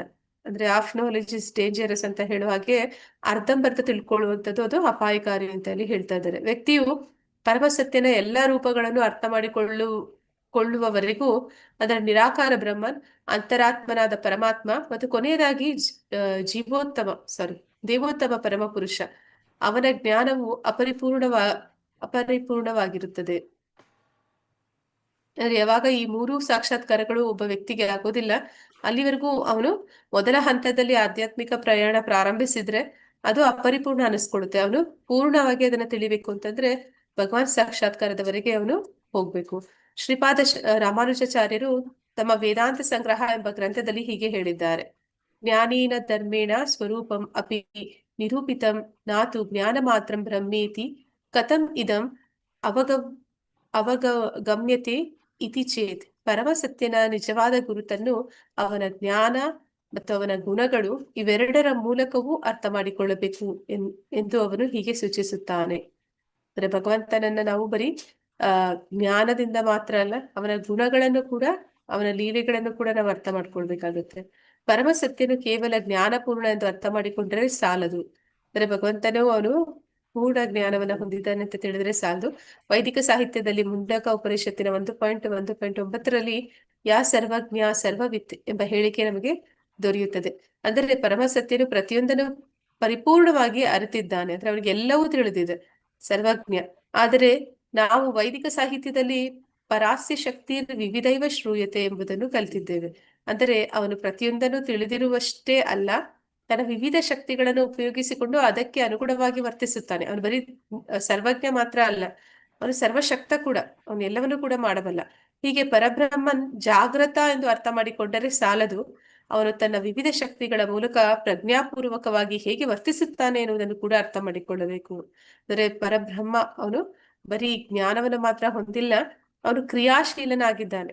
ಕ್ರಿಯಾಶೀಲನಾಗ್ಬೇಕು ಅಂತಂದ್ರೆ ಅವನೊಬ್ಬ ವ್ಯಕ್ತಿಯಾಗಿರ್ಬೇಕು. ಅವನೊಂದು ಸಾಧಾರಣ ಶಕ್ತಿ ಮಾತ್ರ ಅಲ್ಲ, ಅವನೊಂದು ವ್ಯಕ್ತಿ, ಅವನು ಎಲ್ಲವನ್ನೂ ಮಾಡಬಲ್ಲ ಅಂತ. ಮಾಯಾವಾದ ತತ್ವಜ್ಞಾನವು ಕೇವಲ ಪರಮಸತ್ಯನ ಪ್ರಜ್ಞೆಯನ್ನು ಕುರಿತು ನಮಗೆ ತಿಳಿಸುತ್ತದೆ. ಆದರೆ ಅವನು ತನ್ನ ಪ್ರಜ್ಞೆಯೊಡನೆ ಹೇಗೆ ಕಾರ್ಯಪ್ರವೃತ್ತನಾಗುತ್ತಾನೆ ಎಂದು ನಮಗೆ ಮಾಹಿತಿ ಕೊಡುವುದಿಲ್ಲ. ಅಂದ್ರೆ ಈ ಒಂದು ಮಾಯಾವಾದ ತತ್ವವನ್ನ ಇಲ್ಲಿ ಶಂಕರಾಚಾರ್ಯರು ಏನ್ ಹೇಳ್ತಾ ಇದ್ದಾರೆ, ಅದು ನಮ್ಗೆ ಏನ್ ಹೇಳುತ್ತೆ ಅಂದ್ರೆ ಪರಮಸತ್ಯನ ಪ್ರಜ್ಞೆ, ಅವನೊಂದು ಜ್ಞಾನವನ್ನ ಪಡೆದಿದ್ದಾನೆ ಅನ್ನೋದನ್ನಷ್ಟೇ ತಿಳಿಸುತ್ತೆ ಹೊರತು ಪರಿಪೂರ್ಣ ಜ್ಞಾನ ಅನ್ನುವಂಥದ್ದು ಭಗವಂತನಿಗಿದೆ ಅಂತ ಹೇಳುತ್ತೆ ಹೊರತು, ಆದ್ರೆ ಅವನು ತನ್ನ ಪ್ರಜ್ಞೆಯೊಡನೆ ಹೇಗೆ ಕಾರ್ಯಪ್ರವೃತ್ತನಾಗುತ್ತಾನೆ, ಅಂದ್ರೆ ಆ ಜ್ಞಾನ ಶಕ್ತಿಗಳನ್ನ ಬಳಸಿ ಅವನು ಹೇಗೆ ಚಟುವಟಿಕೆಯಿಂದ ಕೂಡಿದ್ದಾನೆ ಅನ್ನೋದಕ್ಕೆ ಯಾವುದೇ ಒಂದು ಅಲ್ಲಿ ನಮಗೆ ಮಾಹಿತಿ ಸಿಗೋದಿಲ್ಲ. ಇದನ್ನ ಇಲ್ಲಿ ತತ್ವಜ್ಞಾನದ ದೋಷ ಅಂತಲೇ ಇಲ್ಲಿ ಕರೀತಾ ಇದ್ದಾರೆ. ಶ್ಲೋಕ 141. ಭಗವಾನ್ ಪ್ರಾಪ್ತಿ ಹೇತು ಏಕರಿ ಉಪಾಯ ಶ್ರಾವಣಾದಿ ಭಕ್ತಿ ಕೃಷ್ಣ ಪ್ರಾಪ್ತಿರ ಸಹಾಯ. ಕೃಷ್ಣ ಗಾಯತ್ರಿ ದೇವಿ ಮಾತಾಜಿ ಓದಿ. ಗಾಯತ್ರಿ ದೇವಿ ಮಾತಾಜಿ ಓದ್ತಿದ ಮಾತಾಜಿ. ಗಾಯತ್ರಿ ದೇವಿ ಮಾತಾಜಿ. ಹರೇ ಕೃಷ್ಣ. ಓದ್ತೀನಿ ಮಾತಾಜಿ. ಓಕೆ ಮಾತಾಜಿ. ಶ್ಲೋಕ 141. ಭಗವಾನ್ ಪ್ರಾಪ್ತಿ ಹೇತು ಏಕರಿ ಉಪಾಯ ಶ್ರಾವಣಾದಿ ಭಕ್ತ ಕೃಷ್ಣ ಪ್ರಾಪ್ತಿರ ಸಹಾಯ. ಭಗವಾನ್ ದೇವೋತ್ತಮ ಪರಮಪುರುಷನು ಪ್ರಾಪ್ತಿ ಹೇತು ಅವನನ್ನು ಸಮೀಪಿಸಬಹುದಾದ ವಿಧಾನ, ಏನು ಕರಿ ನಾನು ಮಾಡುತ್ತೇನೆ, ಉಪಾಯ ವಿಧಾನ, ಶ್ರವಣ ಆದಿ ಶ್ರವಣವೇ ಮೊದಲಾದ ಭಕ್ತಿ ಸೇವೆ, ಕೃಷ್ಣ ಪರಮಪ್ರಭು ಪ್ರಾಪ್ತಿರ ಅವನನ್ನು ಸಮೀಪಿಸುವುದು, ಸಹಾಯ ವಿಧಾನ. ಅನುವಾದ ಭಾವಾರ್ಥ ಬೈ ಶ್ರೀಲ ಪ್ರಭುಪಾದರಿಂದ ಶ್ರೀಲ ಪ್ರಭುಪಾದರಿಗೆ ಜಯವಾಗಲಿ. ಶ್ರವಣದಿಂದ ಮೊದಲು ಮಾಡಿ ಭಕ್ತಿ ಸೇವೆಯ ಮೂಲಕ ಮಾತ್ರ ನಾವು ದೇವೋತ್ತಮ ಪರಮಪುರುಷನನ್ನು ಸಮೀಪಿಸಬಹುದು. ಅವನನ್ನು ಸಮೀಪಿಸಲು ಇರುವುದು ಇದೊಂದೇ ಮಾರ್ಗ. ಭಾವಾರ್ಥ: ಬ್ರಹ್ಮನ್ ಅನ್ನು ಸಮಸ್ತ ಜ್ಞಾನದ ಭಂಡಾರ ಎಂದು ಅರ್ಥ ಮಾಡಿಕೊಳ್ಳುವಷ್ಟರಿಂದಲೇ ಮಾಯಾವಾದಿ ತತ್ವಜ್ಞಾನಿಗಳು ತೃಪ್ತರು. ಆದರೆ ವೈಷ್ಣವ ತತ್ವಜ್ಞಾನಿಗಳು ದೇವೋತ್ತಮ ಪರಮಪುರುಷನನ್ನು ವಿವರವಾಗಿ ಅರಿತಿರುವುದಷ್ಟೇ ಅಲ್ಲ, ಅವನನ್ನು ನೇರವಾಗಿ ಸಮೀಪಿಸುವುದು ಹೇಗೆ ಎಂದು ಕೂಡ ತಿಳಿದಿದ್ದಾರೆ. ಈ ವಿಧಾನವನ್ನು ಚೈತನ್ಯ ಮಹಾಪ್ರಭುಗಳು ವರ್ಣಿಸಿದ್ದಾರೆ. ಭಕ್ತಿ ಸೇವೆಯಲ್ಲಿ ಶ್ರವಣದಿಂದ ಮೊದಲಾಗಿ 9 ವಿಧಗಳಿವೆ. ಶ್ರವಣಂ ಕೀರ್ತನಂ ವಿಷ್ಣೋಃ ಸ್ಮರಣಂ ಪಾದ ಸೇವನಂ ಅರ್ಚನಂ ವಂದನಂ ದಾಸ್ಯಂ ಸಖ್ಯಂ ಆತ್ಮನಿವೇದನಂ. ಭಾಗವತ 7.5.23. 9 ಬಗೆಯ ಭಕ್ತಿ ಸೇವೆಗಳು ಹೀಗಿವೆ. ಕೃಷ್ಣನನ್ನು ಕುರಿತು ಶ್ರವಣ ಮಾಡುವುದು, ಅವನನ್ನು ಕುರಿತು ಕೀರ್ತನೆ ಮಾಡುವುದು, ಅವನನ್ನು ಸ್ಮರಣೆ ಮಾಡುವುದು, ಅವನ ಪಾದ ಕಮಲಗಳಿಗೆ ಸೇವೆಯನ್ನು ಸಲ್ಲಿಸುವುದು, ದೇವಸ್ಥಾನದಲ್ಲಿ ಅವನನ್ನು ಪೂಜಿಸುವುದು, ಅವನಿಗೆ ಪ್ರಾರ್ಥನೆಗಳನ್ನು ಸಲ್ಲಿಸುವುದು, ಅವನ ದಾಸನಾಗಿ ಕೆಲಸ ಮಾಡುವುದು. ಕೇವಲ ಈ 9 ಬಗೆಯ ಭಕ್ತಿ ಸೇವೆಗಳನ್ನು ಆಚರಿಸುವ ಮೂಲಕ ಮನುಷ್ಯನು ದೇವೋತ್ತಮ ಪರಮಪುರುಷನನ್ನು ನೇರವಾಗಿ ಸಮೀಪಿಸಬಹುದು. ಅವುಗಳಲ್ಲಿ ಪ್ರಭುವನ್ನು ಕುರಿತು ಶ್ರವಣ ಮಾಡುವುದು ಅಂದ್ರೆ ಶ್ರವಣಾದಿ ಬಹಳ ಮುಖ್ಯವಾದದ್ದು. ಶ್ರೀ ಚೈತನ್ಯ ಮಹಾಪ್ರಭುಗಳು ಈ ಶ್ರವಣವೆಂದು ಪ್ರಕ್ರಿಯೆಯ ಮಹತ್ವವನ್ನು ಬಹಳ ವಿಶೇಷವಾಗಿ ಒತ್ತಿ ಹೇಳಿದ್ದಾರೆ. ಅವರ ಈ ವಿಧಾನದ ಪ್ರಕಾರ ಜನರಿಗೆ ಕೃಷ್ಣನನ್ನು ಕುರಿತು ಶ್ರವಣ ಮಾಡಲು ಒಂದು ಅವಕಾಶವನ್ನು ಒದಗಿಸಿದರೆ ಸಾಕು. ಖಂಡಿತವಾಗಿಯೂ ಕ್ರಮೇಣವಾಗಿ ಅವರಲ್ಲಿ ಸುಪ್ತವಾಗಿರುವ ಅರಿವು ಅಥವಾ ಭಗವತ್ ಪ್ರೇಮ ಜಾಗೃತವಾಗುತ್ತದೆ. ಶ್ರವಣಾದಿ ಶುದ್ಧ ಚಿತ್ತೇ ಕರೆಯೇ ಉದಯ. ಚೈತನ್ಯ ಚರಿತಾಮೃತ ಮಧ್ಯಲೀಲಾ 22.107. ಭಗವತ್ ಪ್ರೇಮವು ಎಲ್ಲರಲ್ಲೂ ಸುಪ್ತವಾಗಿರುತ್ತದೆ. ವ್ಯಕ್ತಿಗೆ ಭಗವಂತನನ್ನು ಕುರಿತು ಶ್ರವಣ ಮಾಡುವ ಒಂದು ಅವಕಾಶವನ್ನು ಕೊಟ್ಟರೆ ಸಾಕು, ಖಂಡಿತವಾಗಿಯೂ ಆ ಪ್ರೇಮವು ವಿಕಾಸವಾಗುತ್ತದೆ. ನಮ್ಮ ಕೃಷ್ಣ ಪ್ರಜ್ಞಾ ಆಂದೋಲನವು ಈ ಸೂತ್ರವನ್ನು ಅನುಸರಿಸಿ ಕಾರ್ಯ ಮಾಡುತ್ತದೆ. ನಾವು ಜನರಿಗೆ ದೇವೋತ್ತಮ ಪರಮ ಪುರುಷನನ್ನು ಕುರಿತು ಶ್ರವಣ ಮಾಡುವ ಅವಕಾಶವನ್ನು ಕೊಡುತ್ತೇವೆ. ಹರೇ ಅವರಿಗೆ ಕೃಷ್ಣ ಮಾತಾಜಿ, ಧನ್ಯವಾದಗಳು ಮಾತಾಜಿ. ಧನ್ಯವಾದಗಳು ಮಾತಾಡಿ. ಹರೇ ಕೃಷ್ಣ ಮಾತಾಜಿ. ರಾಜು ತಂಬಟ್ ಪ್ರಭುಜಿ ಓದಿ. ಎಸ್ ಮಾತಾಜಿ, ಓದ್ತೇನೆ ಮಾತಾಜಿ. ಓದಿ ಇಲ್ಲಿನ ಮಾತಾಜಿ ಎಲ್ಲ ಕುರಿತು ಶ್ರವಣ ಮಾಡುವ. ಹೌದು, ಅವರಿಗೆ ಪ್ರಸಾದವನ್ನು ಸೇವಿಸಲು. ಓಕೆ ಮಾತಾಜಿ. ಇದರ ವಾಸ್ತವ ಫಲಿತಾಂಶವೆಂದರೆ ಪ್ರಪಂಚದಾದ್ಯಂತ ಜನರು ಈ ಪ್ರಕ್ರಿಯೆಗೆ ಸ್ಪಂದಿಸುತ್ತಿದ್ದಾರೆ ಮತ್ತು ಪ್ರಭು ಕೃಷ್ಣನ ಶುದ್ಧ ಭಕ್ತರಾಗುತ್ತಿದ್ದಾರೆ. ಕೃಷ್ಣನನ್ನು ಕುರಿತು ಶ್ರವಣ ಮಾಡಲು ಮತ್ತು ಕೃಷ್ಣ ಪ್ರಸಾದವನ್ನು ಸ್ವೀಕರಿಸಲು ಜನಸಾಮಾನ್ಯರಿಗೆ ಅವಕಾಶ ಕೊಡುವುದಕ್ಕಾಗಿಯೇ ನಾವು ಜಗತ್ತಿನಾದ್ಯಂತ 100 ಕೇಂದ್ರಗಳನ್ನು ತೆರೆದಿದ್ದೇವೆ. ಈ 2 ಪ್ರಕ್ರಿಯೆಗಳನ್ನು ಯಾರು ಬೇಕಾದರೂ ಅಂಗೀಕರಿಸಬಹುದು. ಒಂದು ಮಗು ಕೂಡ. ಮನುಷ್ಯನು ಬಡವನಾಗಿರ್ಲಿ ಅಥವಾ ಶ್ರೀಮಂತನಾಗಿರ್ಲಿ, ವಿದ್ವಾಂಸನಾಗಿರ್ಲಿ ಅಥವಾ ಮೂರ್ಖನಾಗಿರ್ಲಿ, ಕಪ್ಪು ಬಣ್ಣವದನಾಗಿರ್ಲಿ ಅಥವಾ ಬಿಳಿ ಬಣ್ಣವದನಾಗಿರ್ಲಿ, ವೃದ್ಧನಾಗಿರ್ಲಿ ಅಥವಾ ಇನ್ನೂ ಒಂದು ಮಗುವಾಗಿರ್ಲಿ, ಅದು ಮುಖ್ಯವಲ್ಲ. ಯಾರೇ ಆಗಲಿ ದೇವೋತ್ತಮ ಪರಮ ಪುರುಷನನ್ನು ಕುರಿತು ಶ್ರವಣ ಮಾಡಿ ಪ್ರಸಾದವನ್ನು ಸ್ವೀಕರಿಸಿದೆ ನಿಶ್ಚಯವಾಗಿಯೂ ಭಕ್ತಿ ಸೇವೆ ದಿವ್ಯ ನೆಲೆಗೆ ಏರುತ್ತಾನೆ. ಹರೇ ಕೃಷ್ಣ ಮಾತಾಜಿ. ಧನ್ಯವಾದಗಳು ಪ್ರಭುಜಿ. ಹರೇ ಕೃಷ್ಣ ಮಾತಾಜಿ. ಧನ್ಯವಾದ ಮಾತಾಜಿ. ಹರೇ ಕೃಷ್ಣ ಪ್ರಭುಜಿ. ಇಲ್ಲಿ ಏನಂತ ಹೇಳ್ತಾ ಇದ್ರೆ, ಈ ಒಂದು ಭಗವಂತನ ಪೂರ್ಣ ಸಾಕ್ಷಾತ್ಕಾರ ಮಾಡ್ಕೋಬೇಕು ಅಂತ ಇಲ್ಲಿ ತಿಳಿಸಿದ್ರು. ಈಗ ಪೂರ್ಣ ಸಾಕ್ಷಾತ್ಕಾರವನ್ನ ಹೇಗೆ ಮಾಡೋದಕ್ಕೆ ಸಾಧ್ಯ ಅನ್ನೋದನ್ನ ಹೇಳ್ತಾ ಇದ್ದಾರೆ. ಅದನ್ನ ಶ್ರವಣದಿಂದ ಮೊದಲು ಮಾಡಿ ಭಕ್ತಿ ಸೇವೆಯ ಮೂಲಕ ಮಾತ್ರ ನಾವು ದೇವೋತ್ತಮ ಪರಮಪುರುಷನನ್ನ ಸಮೀಪಿಸಬಹುದು ಅಂತ ಹೇಳಿ ಹೇಳ್ತಾ ಇದ್ದಾರೆ. ಅನುವಾದ ಭಾವಾರ್ಥ ಪ್ರಭುಪಾದರಿಂದ ಪ್ರಭುಪಾದರಿಗೆ ಜಯವಾಗಲಿ. ಅವನನ್ನ ಸಮೀಪಿಸಲು ಇರುವುದು ಇದೊಂದೇ ಮಾರ್ಗ. ಅಂದ್ರೆ ಭಗವಂತನನ್ನ ನಾವು ಜ್ಞಾನದಿಂದ ಅಥವಾ ಧ್ಯಾನದಿಂದ ಅಥವಾ ಇನ್ಯಾವುದೋ ಒಂದು ಕರ್ಮಕಾಂಡಿಯ ಕಾರ್ಯಗಳಿಂದ ಅವನನ್ನ ಸಮೀಪಿಸೋದಕ್ಕೆ ಸಾಧ್ಯ ಇಲ್ಲ. ಭಗವಂತನನ್ನ ಸಮೀಪಿಸ್ಬೇಕು ಅಂತಂದ್ರೆ ಇರೋದೊಂದೇ ಮಾರ್ಗ, ಅಂದ್ರೆ ಭಕ್ತಿ ಸೇವೆ. ಆ ಭಕ್ತಿ ಸೇವೆ ಯಾವ ರೀತಿ ಮಾಡುವಂಥದ್ದು? ನವವಿಧ ಭಕ್ತಿ. ಅದು ಪ್ರಾರಂಭ ಆಗೋದೇ ಶ್ರವಣದಿಂದ. ನಾವು ಕೇಳುವ ಮೂಲಕ ನಾವು ಪ್ರಾರಂಭ ಮಾಡ್ತೀವಿ. ಅದು ಹೇಗೆ ಅನ್ನೋದನ್ನ ಇಲ್ಲಿ ಪ್ರಭುಪಾದರ ಭಾವಾರ್ಥದಲ್ಲಿ ಹೇಳ್ತಾ ಇದ್ದಾರೆ. ಅಂದ್ರೆ ಬ್ರಹ್ಮನನ್ನು ಸಮಸ್ತ ಜ್ಞಾನದ ಭಂಡಾರ ಎಂದು ಅರ್ಥ ಮಾಡಿಕೊಳ್ಳುವಷ್ಟರಿಂದಲೇ ಮಾಯಾವಾದಿ ತತ್ವಜ್ಞಾನಿಗಳು ತೃಪ್ತರು. ಅಂದ್ರೆ ಅವರಿಗೆ ಜ್ಞಾನನೇ ಪ್ರಾಮುಖ್ಯ. ಆ ಪ್ರಾಮುಖ್ಯತೆ ಅನ್ನುವಂಥದ್ದು ಅವರು ಜ್ಞಾನಕ್ಕೆ ಮಾತ್ರನೇ ನೀಡ್ತಾರೆ. ಹಾಗಾಗಿ ಭಗವಂತನಿಗೂ ಕೂಡ ಈ ಒಂದು ಜ್ಞಾನ ಅನ್ನುವಂಥದ್ದಿದೆ, ಅಷ್ಟರಿಂದಲೇ ಅವ್ರಿಗೆ ತೃಪ್ತಿ ಸಿಗ್ತಾ ಇದೆ. ಅಂದ್ರೆ ಭಗವಂತ ಅವರು ಸಚ್ಚಿತ್ ಆನಂದ, ಶಾಶ್ವತ ಆನಂದ, ಅದು ಕೂಡ ಅವನಲ್ಲಿ ಇದೆ. ಆದ್ರೆ ಅವರಿಗೆ ಅದ್ಯಾವುದು ಬೇಡ, ಅವರಿಗೆ ಜ್ಞಾನ ಒಂದೇ ಸಾಕು ಅಂತ ಇಲ್ಲಿ ಹೇಳ್ತಾ ಇದ್ದಾರೆ. ಆದ್ರೆ ವೈಷ್ಣವ ತತ್ವಜ್ಞಾನಿಗಳು ದೇವೋತ್ತಮ ಪರಮಪುರುಷನನ್ನು ವಿವರವಾಗಿ ಅರಿತಿರುವುದಷ್ಟೇ ಅಲ್ಲ, ಅವನನ್ನು ನೇರವಾಗಿ ಸಮೀಪಿಸುವುದು ಹೇಗೆ ಎಂದು ಕೂಡ ತಿಳಿದಿದ್ದಾರೆ. ಆದ್ರೆ ವೈಷ್ಣವ ತತ್ವದಲ್ಲಿ ಹೇಗೆ ಅಂತಂದ್ರೆ, ಅಲ್ಲಿರುವಂತಹ ಶುದ್ಧ ಭಕ್ತರು ಅವ್ರು ಏನ್ ಮಾಡ್ತಾರೆ, ಅವರು ಬರೀ ಭಗವಂತನನ್ನ ತಿಳ್ಕೊಳ್ಳೋದಷ್ಟೇ ಅಲ್ಲ, ಭಗವಂತ ಅಂದ್ರೆ ಅವನು ಹೇಗಿದ್ದಾನೆ ಅನ್ನೋದನ್ನ ತಿಳಿದಿರುವಂತದಷ್ಟೇ ಅಲ್ಲ, ಅವರು ಪ್ರಾಯೋಗಿಕವಾಗಿ ಅವರು ವಾಸ್ತವದಲ್ಲಿ ಭಗವಂತನ ಜೊತೆ ಸಂಪರ್ಕದಲ್ಲಿ ಇರ್ತಾರೆ ಅಂತ ಇಲ್ಲಿ ಹೇಳ್ತಾ ಇದ್ದಾರೆ. ಅಂದ್ರೆ ಅವನ ಜೊತೆ ಹೇಗೆ ಸಂಪರ್ಕವನ್ನು ಏರ್ಪಡಿಸ್ಕೋಬೇಕು ಅನ್ನೋದು ಕೂಡ ಅವ್ರಿಗೆ ತಿಳಿದಿದೆ ಅಂತ ಇಲ್ಲಿ ಹೇಳ್ತಾ ಇದ್ದಾರೆ. ಈ ವಿಧಾನವನ್ನ ಚೈತನ್ಯ ಮಹಾಪ್ರಭುಗಳು ಕೂಡ ಇಲ್ಲಿ ಹೇಳ್ತಾ ಇದ್ದಾರೆ, ವರ್ಣಿಸಿದ್ದಾರೆ. ಭಕ್ತಿ ಸೇವೆಯಲ್ಲಿ ಶ್ರವಣದಿಂದ ಮೊದಲಾಗಿ 9 ವಿಧಗಳಿವೆ. ನವವಿಧ ಭಕ್ತಿಗಳು ಯಾವುದೆಲ್ಲ ಅಂತ ಇಲ್ಲಿ ತಿಳಿಸ್ತಾ ಇದ್ದಾರೆ. ಶ್ರವಣಂ, ಕೀರ್ತನಂ, ವಿಷ್ಣು ಸ್ಮರಣಂ, ಪಾದ ಸೇವನಂ, ಅರ್ಚನಂ, ವಂದನಂ, ದಾಸ್ಯಂ, ಸತ್ಯಂ, ಆತ್ಮನಿವೇದನಂ. 9ರಲ್ಲಿ ಯಾವ್ದಾದ್ರು ಒಂದನ್ನ ಪರಿಪೂರ್ಣವಾಗಿ ಮಾಡಿದ್ರು ಕೂಡ ಭಗವಂತನ ಆ ಒಂದು ಸಂಪರ್ಕದಲ್ಲಿ ನಾವು ಇರೋದಕ್ಕೆ ಸಾಧ್ಯ ಆಗುತ್ತೆ. ಆದ್ರೆ ಅನೇಕ ಮಹಾತ್ಮರು ಈ 9ನ್ನು ಕೂಡ ಮಾಡಿದವರು ಇದ್ದಾರೆ. ಈ ಒಂದು ಶ್ಲೋಕವನ್ನ ಭಾಗವತ 7.5.23ರಲ್ಲಿ ಉಲ್ಲೇಖ ಇದೆ. 9 ಬಗೆಯ ಭಕ್ತಿ ಸೇವೆಗಳು ಹೀಗಿವೆ. ಕೃಷ್ಣನನ್ನು ಕುರಿತು ಶ್ರವಣ ಮಾಡುವುದು, ಅಂದ್ರೆ ಪರೀಕ್ಷಿತ ಮಹಾರಾಜನು ಕೇಳ್ತಾನೆ. ಅವನನ್ನು ಕುರಿತು ಕೀರ್ತನೆ ಮಾಡುವುದು ಇದು ಶುಕಮುನಿಗಳು ಭಗವಂತನನ್ನ ಕುರಿತು ಹೇಳ್ತಾರೆ. ಅವನನ್ನ ಸ್ಮರಣೆ ಮಾಡುವಂಥದ್ದು ಪ್ರಹ್ಲಾದ ಮಹಾರಾಜ. ಮತ್ತೆ ಅವನ ಪಾದಕಮಲಗಳಿಗೆ ಸೇವೆಯನ್ನ ಸಲ್ಲಿಸುವುದು, ಇದನ್ನ ಋತು ಮಹಾರಾಜರು ಮಾಡ್ತಾರೆ.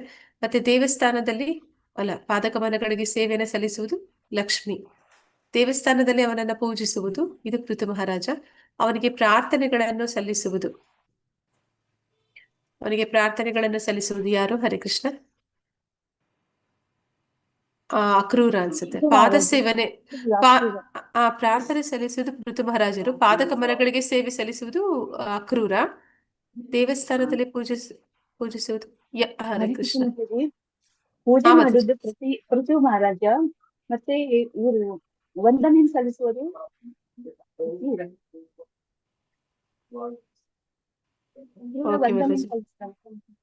ದಾಸನಾಗುವುದು ಹನುಮಂತ. ಅವನೊಡನೆ ಸ್ನೇಹವನ್ನು ಬೆಳೆಸುವುದು ಅರ್ಜುನ. ಯಾವ ಪೂರ್ವಗ್ರಹಗಳಿಲ್ಲದೆ ಅವನಿಗೆ ಶರಣಾಗುವುದು ಬಲಿ ಮಹಾರಾಜ. ಕೇವಲ ಈ 9 ಬಗೆಯ ಭಕ್ತಿ ಸೇವೆಗಳನ್ನು ಆಚರಿಸುವ ಮೂಲಕ ಮನುಷ್ಯನು ದೇವೋತ್ತಮ ಪರಮ ಪುರುಷನನ್ನು ನೇರವಾಗಿ ಸಮೀಪಿಸಬಹುದು. ಆದ್ರೆ ಇದರಲ್ಲಿ ಯಾವ್ದಾದ್ರು ಒಂದನ್ನಾದ್ರೂ ಮಾಡೋದ್ರಿಂದ ಅದ್ರ ಪರಿಪೂರ್ಣವಾಗಿ ಮಾಡಿದ್ವಿ ಅಂದ್ರೆ ಭಗವಂತನನ್ನ ಸಮೀಪ ಅವನ ಜೊತೆ ಒಂದು ನಿಕಟ ಸಂಬಂಧವನ್ನ ಏರ್ಪಡಿಸ್ಕೊಳ್ಳೋಕೆ ಸಾಧ್ಯ ಇದೆ. ಅವುಗಳಲ್ಲಿ ಪ್ರಭುವನ್ನು ಕುರಿತು ಶ್ರವಣ ಮಾಡುವುದು ಶ್ರವಣಾದಿ ಬಹಳ ಮುಖ್ಯವಾದದ್ದು, ಎಲ್ಲದಕ್ಕಿಂತ ಸುಲಭವಾದದ್ದು ಮತ್ತೆ ಎಲ್ಲದಕ್ಕಿಂತ ತುಂಬಾ ಮುಖ್ಯವಾದದ್ದು ಯಾವುದು ಅಂತಂದ್ರೆ ಅದು ಶ್ರವಣ, ಕಿವಿಗಳ ಮೂಲಕ ಅಂತ ಹೇಳಿ ಹೇಳ್ತಾ ಇದ್ದಾರೆ. ಶ್ರೀ ಚೈತನ್ಯ ಮಹಾಪ್ರಭುಗಳು ಈ ಶ್ರವಣವೆಂಬ ಪ್ರಕ್ರಿಯೆಯ ಮಹತ್ವವನ್ನ ಬಹಳ ವಿಶೇಷವಾಗಿ ಒತ್ತಿ ಹೇಳಿದ್ದಾರೆ. ಅಂದ್ರೆ ಚೈತನ್ಯ ಮಹಾಪ್ರಭುಗಳು ನಮ್ಗೆ ಮುಖ್ಯವಾಗಿ 2 ವಿಷಯವನ್ನ ಮಾಡಲೇಬೇಕು ಅಂತ ಹೇಳ್ತಾರೆ ಭಕ್ತಿಯ ಒಂದು ಮಾರ್ಗದಲ್ಲಿ. ಏನು ಅಂತಂದ್ರೆ ಒಂದು ಸಂಕೀರ್ತನೆ ಅಂದ್ರೆ ಜೋರಾಗಿ ಭಗವಂತನನ್ನ ಕುರಿತು ಹಾಡುವಂಥದ್ದು, ಎಲ್ಲರಿಗೂ ಕೂಡ ಕೇಳುವ ಹಾಗೆ ಹಾಡುವಂಥದ್ದು, ಮತ್ತೆ ಎಲ್ಲರೂ ಕೂಡ ಅದನ್ನ ಕೇಳ್ಬೇಕು. ಅದರಿಂದ ಸಮಾಜದಲ್ಲಿ ಎಲ್ಲರಿಗೂ ಪ್ರತಿಯೊಂದು ವ್ಯಕ್ತಿಗೂ ಆ ಭಕ್ತಿ ಸೇವೆ ಮಾಡುವ ಒಂದು ಅವಕಾಶ ಸಿಗುತ್ತೆ. ಮತ್ತೆ ಇನ್ನೊಂದು ಭಾಗವತ ಶ್ರವಣ ಮಾಡುವಂಥದ್ದು. ಅಲ್ಲೂ ಕೂಡ ನಾವು ಭಗವಂತನ ನಾಮರೂಪ ಗುಣಲೀಲೆಗಳು, ಅವನ ಭಕ್ತರ ಒಂದು ಜೊತೆಯಲ್ಲಿ ಅವನ ಲೀಲೆಗಳು ಇವೆಲ್ಲವನ್ನು ಕೂಡ ಕೇಳುವ ಮೂಲಕ ನಾವು ಭಕ್ತಿಯಲ್ಲಿ ಆರಂಭದ ಹಂತದಲ್ಲಿ ಆದ್ರೂ ನಾವು ಪ್ರಾರಂಭ ಮಾಡೋದಕ್ಕೆ ಸಾಧ್ಯ ಆಗುತ್ತೆ. ಅವರ ಈ ವಿಧಾನದ ಪ್ರಕಾರ ಜನರಿಗೆ ಕೃಷ್ಣನನ್ನು ಕುರಿತು ಶ್ರವಣ ಮಾಡಲು ಒಂದು ಅವಕಾಶವನ್ನು ಒದಗಿಸಿದ್ರೆ ಸಾಕು. ಅಂದ್ರೆ ಆ ರೀತಿ ನಾವು ಎಲ್ಲರಿಗೂ ಕೂಡ ಭಗವಂತನ ವಿಷಯವನ್ನ ತಿಳಿಸಬೇಕು ಅಂತ ಹೇಳಿ ಹೇಳ್ತಾ ಇದ್ದಾರೆ. ಖಂಡಿತವಾಗಿಯೂ ಕ್ರಮೇಣವಾಗಿ ಅವರಲ್ಲಿ ಸುಪ್ತವಾಗಿರುವ ಅರಿವು ಅಥವಾ ಭಗವತ್ ಪ್ರೇಮ ಜಾಗೃತವಾಗುತ್ತೆ. ಅಂದ್ರೆ ಎಲ್ಲರ ಹೃದಯದಲ್ಲೂ ಕೃಷ್ಣ ಪ್ರಜ್ಞೆ ಈಗಾಗ್ಲೇ ಇದೆ. ಅದನ್ನ ಜಾಗೃತಗೊಳಿಸ್ಬೇಕು ಅಂತಂದ್ರೆ ಸಂಕೀರ್ತನೆಯ ಮೂಲಕ ಅಥವಾ ಭಗವದ್ಗೀತೆ ಭಾಗವತ ಶ್ರವಣ ಮಾಡುವ ಮೂಲಕ ಅದು ಸಾಧ್ಯ ಆಗುತ್ತೆ ಅಂತಲೇ ಹೇಳ್ತಾ ಇದ್ದಾರೆ. ಶ್ರವಣಾದಿ ಶುದ್ಧ ಚಿತ್ತೆ ಕರೆಯೇ ಉದಯ. ಚೈತನ್ಯ ಚರಿತಾಮೃತ ಮಧ್ಯಲೀಲ 22.107. ಭಗವತ್ ಪ್ರೇಮವು ಎಲ್ಲರಲ್ಲೂ ಕೂಡ ಸುಪ್ತವಾಗಿ ಇರುತ್ತದೆ. ವ್ಯಕ್ತಿಗೆ ಭಗವಂತನನ್ನು ಕುರಿತು ಶ್ರವಣ ಮಾಡುವ ಒಂದು ಅವಕಾಶವನ್ನ ಕೊಟ್ಟರೆ ಸಾಕು, ಖಂಡಿತವಾಗಿಯೂ ಆ ಪ್ರೇಮವು ವಿಕಾಸವಾಗುತ್ತದೆ. ನಮ್ಮ ಕೃಷ್ಣ ಪ್ರಜ್ಞೆ ಆಂದೋಲನವು ಈ ಸೂತ್ರವನ್ನು ಅನುಸರಿಸಿ ಕಾರ್ಯ ಮಾಡುತ್ತದೆ. ಅಂದ್ರೆ ನಮ್ಮ ಕೃಷ್ಣ ಪ್ರಜ್ಞೆ ಆಂದೋಲನದ ಮೂಲ ಹೇಗೆ ಅದು ಕೆಲಸ ಮಾಡ್ತಾ ಇದೆ ಅಂತಂದ್ರೆ ಅಲ್ಲಿ ಅದನ್ನೇ ಮಾಡ್ತಾರೆ. ಅಂದ್ರೆ ಸಂಕೀರ್ತನೆ ಮಾಡ್ತಾರೆ, ಹರೇ ಕೃಷ್ಣ ಭಗವಂತನ ನಾಮ ಸಂಕೀರ್ತನೆ ಮಾಡ್ತಾರೆ. ಮತ್ತೆ ಪ್ರತಿದಿನ ನಿತ್ಯ ಭಾಗವತ ಸೇವೆಯ ಭಗವದ್ಗೀತೆ ಭಾಗವತಗಳನ್ನ ಹೇಳುವಂಥದ್ದು ಕೇಳುವಂಥದ್ದನ್ನ ಮಾಡ್ತಾರೆ. ನಾವು ಜನರಿಗೆ ದೇವೋತ್ತಮ ಪರಮ ಪುರುಷನನ್ನು ಕುರಿತು ಶ್ರವಣ ಮಾಡುವ ಅವಕಾಶವನ್ನು ಕೊಡುತ್ತೇವೆ. ಆ ಮೂಲಕ ನಾವೆಲ್ಲರಿಗೂ ಕೂಡ ಭಗವಂತನ ವಿಚಾರವನ್ನ ಅವರ ಕಿವಿಗಳಿಗೆ ತಲುಪುವ ಹಾಗೆ ಮಾಡ್ತೇವೆ. ಅವರಿಗೆ ಪ್ರಸಾದವನ್ನು ಸೇವಿಸಲು ಕೊಡುತ್ತೇವೆ. ಇನ್ನೊಂದು ಅಂತಂದ್ರೆ ನಾಲಿಗೆಗೆ ಆ ಭಗವಂತನ ಪ್ರಸಾದವನ್ನು ಕೊಡುವಂಥದ್ದು. ಇದರ ವಾಸ್ತವ ಫಲಿತಾಂಶವೇನೆಂದರೆ ಪ್ರಪಂಚಾದ್ಯಂತ ಜನರು ಈ ಪ್ರಕ್ರಿಯೆಗೆ ಪ್ರತಿಸ್ಪಂದಿಸುತ್ತಿದ್ದಾರೆ ಮತ್ತು ಪ್ರಭು ಕೃಷ್ಣನ ಶುದ್ಧ ಭಕ್ತರಾಗುತ್ತಿದ್ದಾರೆ. ಅಂದ್ರೆ ಪ್ರಭುಪಾದರು ಈ 2 ವಿಷಯಗಳಿಂದ, ಅಂದ್ರೆ ನಾಲಿಗೆಗೆ ಭಗವಂತನ ಪ್ರಸಾದ, ಆ ನಾಲಿಗೆಯಿಂದ ಭಗವಂತನ ನಾಮಸ್ಮರಣೆ ಮತ್ತೆ ಕಿವಿಗಳ ಮೂಲಕ ಅದನ್ನ ಕೇಳೋದು, ಶ್ರವಣ ಮಾಡುವಂಥದ್ದು, ಭಗವಂತನ ಕುರಿತಾಗಿ ಸಂಕೀರ್ತನೆಗಳನ್ನ, ಅವನ ಮಹತ್ವವನ್ನ, ಗುಣ ವಿಶೇಷಗಳನ್ನ ಕೇಳುವಂತೆ ಮಾಡ್ತಾ ಇದ್ದಾರೆ. ಸಮಾಜಾದ್ಯಂತ ಅಂದ್ರೆ ಎಲ್ಲರಿಗೂ ಕೂಡ ಅದರಿಂದ ಅಂದ್ರೆ ಕೃಷ್ಣ ಪ್ರಜ್ಞೆಯ ಲಾಭವನ್ನ ಪಡೆಯೋದಿಕ್ಕೆ ಸಹಾಯ ಆಗ್ತಿದೆ. ಹಾಗಾಗಿ ಅವರು ದೇಶಾದ್ಯಂತ ಅಥವಾ ಈ ಇಡೀ ಪ್ರಪಂಚಾದ್ಯಂತ ಏನ್ ಮಾಡಿದ್ದಾರೆ, ಅನೇಕ ನೂರಾರು ಇಸ್ಕಾನ್ ಕೇಂದ್ರಗಳನ್ನ ತೆರೆದಿದ್ದಾರೆ. ಅಂದ್ರೆ ಜನರು ಇದಕ್ಕೆ ತುಂಬಾ ಬೇಗ ಸ್ಪಂದಿಸ್ತಾರೆ ಅಂತ ಹೇಳಿ ಹೇಳ್ತಾ ಇದ್ದಾರೆ. ಹಾಗಾಗಿ ಎಲ್ಲರೂ ಕೂಡ ಆ ಒಂದು ಕೃಷ್ಣ ಪ್ರಜ್ಞೆಗೆ ಬರೋದಕ್ಕೆ ಅದು ಸಹಾಯ ಮಾಡ್ತಿದೆ.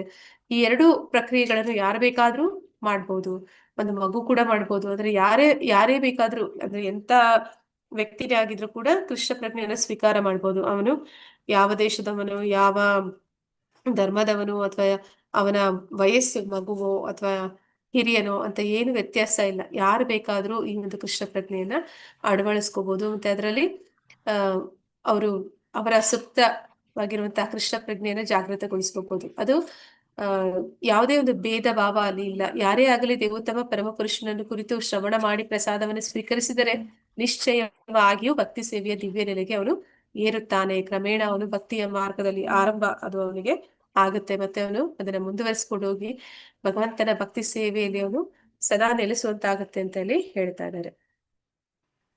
ಶ್ಲೋಕ 142.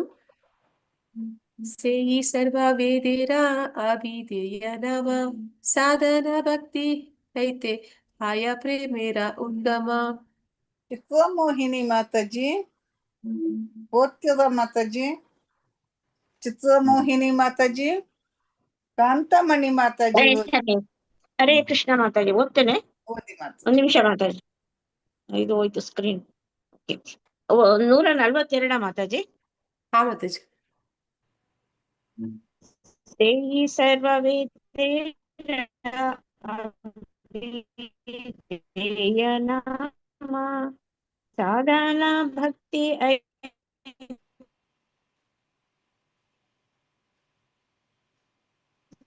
ನೆಟ್ವರ್ಕ್ ಪ್ರಾಬ್ಲಮ್ ಇದೆ ಮಾತಾಜಿ, ಕೇಳುದಿಲ್ಲ. ಮಾತಾಜಿ ಕೇಳಿಸೋದಿಲ್ಲ ಅಲ್ವಾ ಮಾತಾಜಿ? ಇಲ್ಲ.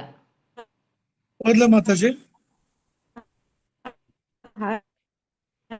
ಒಂದ್ ನಿಮಿಷ ಮಾತಾಜಿ, ಒಂದ್ ನಿಮಿಷ ಪ್ರಭುಜಿ. ಓಕೆ ಓಕೆ ಮಾತಾಜಿ. ಪ್ರಮೇರ ಉದ್ಗಮ. ಇಲ್ಲ ಮಾತಾಜಿ, ಕೇಳುದಿಲ್ಲ. ಅದು ಕಟ್ ಆಗ್ತದೆ, ಅರ್ಥವೇ ಆಗುದಿಲ್ಲ. ಚಿತ್ರಮೋಹಿನಿ ಮಾತಾಜಿ ಕೇಳಿಸುವುದಿಲ್ಲ ಮಾತಾಜಿ. ಪದಗಳ ಅರ್ಥನ ಓದ್ಬೇಕಾ ಮಾತಾಜಿ?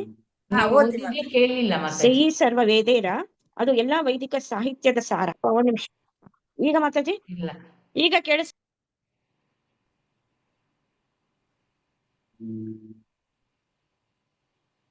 ಮಾತಾಜಿ ಮ್ಯೂಟ್ ಆದ್ರು ಮಾತಾಜಿ. ಚಿತ್ರಮೋಹಿನಿ ಮಾತಾಜಿ ಮ್ಯೂಟ್ ಆದ್ರೆ ಹೇಳಿ ಮಾತಾಜಿ ಬೇರೆಯವರಿಗೆ. ಓಕೆ ಮಾತಾಜಿ. ಸಿಗ್ನಲ್ ಪ್ರಾಬ್ಲಮ್ ಇರ್ತದೆ. ಕಾಂತಮಣಿ ಮಾತಾಜಿ. ಮಾತಾಜಿ ಕೇಳಿಸ್ತಾ ಇದೆಯಾ? ಈಗ ಕೇಳ್ತದೆ, ಇಲ್ಲಂದ್ರೆ ಕೇಳಿಸ್ತಿಲ್ಲ. ಇಷ್ಟ ತನಕ ಕೇಳ್ತದೆಯಾ ಅಂತ ಹೇಳಿ ಒಂದು ಕೇಳ್ತದೆ ಅಷ್ಟೇ.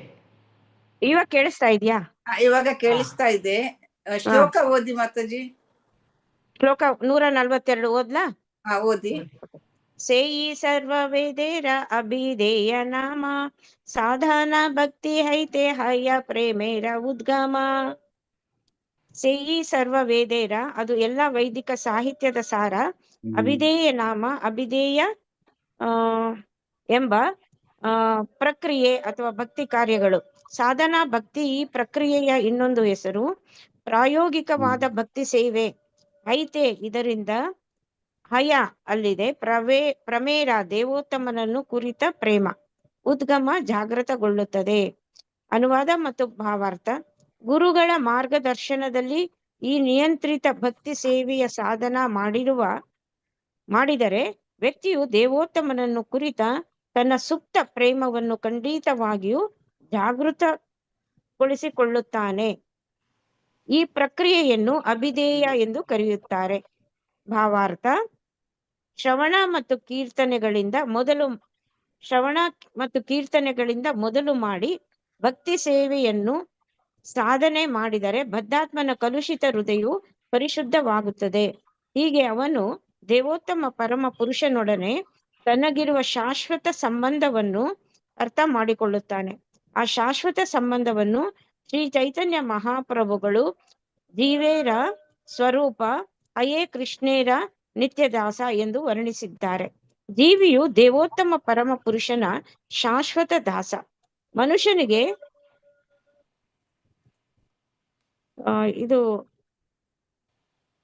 ಮನುಷ್ಯನಿಗೆ ಎಲ್ಲಿಂದ ಈ ಓದ್ಬೇಕು ನೋಡಿ? ಸಂಬಂಧವನ್ನು ಈ ಮಾತಾಜಿ, ಕೆಳಗೆ ಸಂಬಂಧವನ್ನು ಮಾಡಿ ಮಾತಾಜಿ. ಮಾತಾಜಿ ಸ್ವಲ್ಪ ಕೆಳಗೆ ಮಾಡಿ. ಇನ್ನೊಂದೆರಡು ಲೈನ್ ಇದೆ ಮಾತಾಜಿ ಮೇಲೆ. ಇಲ್ಲ ಅದು ಬೇರೆ ಮಾತಾಜಿ. ಹೌದ್ರಾ? ಈ ಸಂಬಂಧವನ್ನು ಕುರಿತು ಮನುಷ್ಯನಿಗೆ ಈ ಸಂಬಂಧವನ್ನು ಕುರಿತು ನಂಬಿಕೆ ಮೂಡಿದರೆ ಅವನು ಅನಂತರ ಅದರ ಪ್ರಕಾರವಾಗಿ ನಡೆದುಕೊಳ್ಳುತ್ತಾನೆ. ಅದನ್ನು ಅಭಿಧೇಯ ಎಂದು ಕರೆಯುತ್ತಾರೆ. ಮುಂದಿನ ಹಂತವು ಪ್ರಯೋಜನ ಸಿದ್ಧಿ ಅಥವಾ ವ್ಯಕ್ತಿಯ ಜೀವನದ ಅಂತಿಮ ಗುರಿಯ ಈಡೇರಿಕೆ. ವ್ಯಕ್ತಿಯು ದೇವೋತ್ತಮ ಪರಮ ಪುರುಷನೊಡನೆ ತನ್ನ ಸಂಬಂಧವನ್ನು ಅರಿತುಕೊಂಡರೆ ಹಾಗೂ ಅದರ ಪ್ರಕಾರ ಕಾರ್ಯ ಪ್ರವೃತ್ತನಾದರೆ ಅವನ ಜೀವನದ ಉದ್ದೇಶವು ತನ್ನಿಂದ ತಾನೇ ಈಡೇರುತ್ತದೆ. ಮಾಯಾವಾದಿ ತತ್ವಜ್ಞಾನಿಗಳು ಆತ್ಮ ಸಾಕ್ಷಾತ್ಕಾರದ ಮೊದಲನೆಯ ಹಂತವನ್ನೇ ತಪ್ಪಿಸಿಕೊಳ್ಳುತ್ತಾರೆ, ಏಕೆಂದರೆ ಅವರಿಗೆ ದೇವರ ಪುರುಷಾಕಾರದ ಕಲ್ಪನೆ ಇಲ್ಲ. ಅವನು ಸಮಸ್ತರ ಒಡೆಯ, ಎಲ್ಲಾ ಜೀವಿಗಳ ಸೇವೆಯನ್ನು ಸ್ವೀಕರಿಸಬಲ್ಲವನು ಅವನೊಬ್ಬನೇ. ಆದರೆ ಈ ಅರಿವಿನ ಕೊರತೆ ಮಾಯವಾದ ತತ್ವಜ್ಞಾನದಲ್ಲಿ ಇರುವುದರಿಂದ ದೇವರೊಡನೆ ತಮಗಿರುವ ಸಂಬಂಧದ ಅರಿವು ಮಾಯವಾದಿಗಳಿಗಿಲ್ಲ. ಪ್ರತಿಯೊಬ್ಬರು ದೇವರು ಅಥವಾ ಪ್ರತಿಯೊಬ್ಬರು ದೇವರಿಗೆ ಸಮಾನರು ಎಂದು ಅವರು ತಪ್ಪಾಗಿ ಯೋಚಿಸುತ್ತಾರೆ. ಆದ್ದರಿಂದ ಜೀವಿಗಳ ನಿಜವಾದ ಸ್ಥಾನದ ಅರಿವು ಅವರಿಗೆ ಸ್ಪಷ್ಟವಾಗಿಲ್ಲದಿರುವುದರಿಂದ ಅವರು ಹೇಗೆ ಮತ್ತಷ್ಟು ಮುಂದುವರಿಯಬಲ್ಲರು? ತಾವು ಮುಕ್ತರಾಗಿದ್ದೇವೆ ಎಂದು ಅವರು ಬಹಳವಾಗಿ ಉಬ್ಬಿ ಹೋಗಿದ್ದಾರೆ. ಆದರೆ ಮಾಯಾವಾದಿ ತತ್ವಜ್ಞಾನಿಗಳು ಪ್ರಭುವಿನ ಪಾದ ಕಮಲಗಳನ್ನು ಅಲಕ್ಷಿಸಿರುವುದರಿಂದ ಅನತಿ ಕಾಲದಲ್ಲಿಯೇ ಐಹಿಕ ಚಟುವಟಿಕೆಗಳಿಗೆ ಮತ್ತು ಅಧಪತನ ಹೊಂದುತ್ತಾರೆ. ಅದನ್ನು ಪಂತತಿ ಅಧಃ ಎಂದು ಕರೆಯುತ್ತಾರೆ. ಹರೇ ಕೃಷ್ಣ ಮಾತಾಜಿ, ಧನ್ಯವಾದಗಳು ಸ್ವಲ್ಪವೇ ಇರುವುದು ಮಾತಾಜಿ. ಮಾತಾಜಿ, ಇದಿಷ್ಟೇ, ಸ್ವಲ್ಪವೇ ಇರುವುದು. ಸ್ವಲ್ಪವೇನಾ ಮಾತಾಜಿ? ಓದಿ ಇದಿಷ್ಟೇ ಮಾತಾಜಿ. ಇಷ್ಟೇ.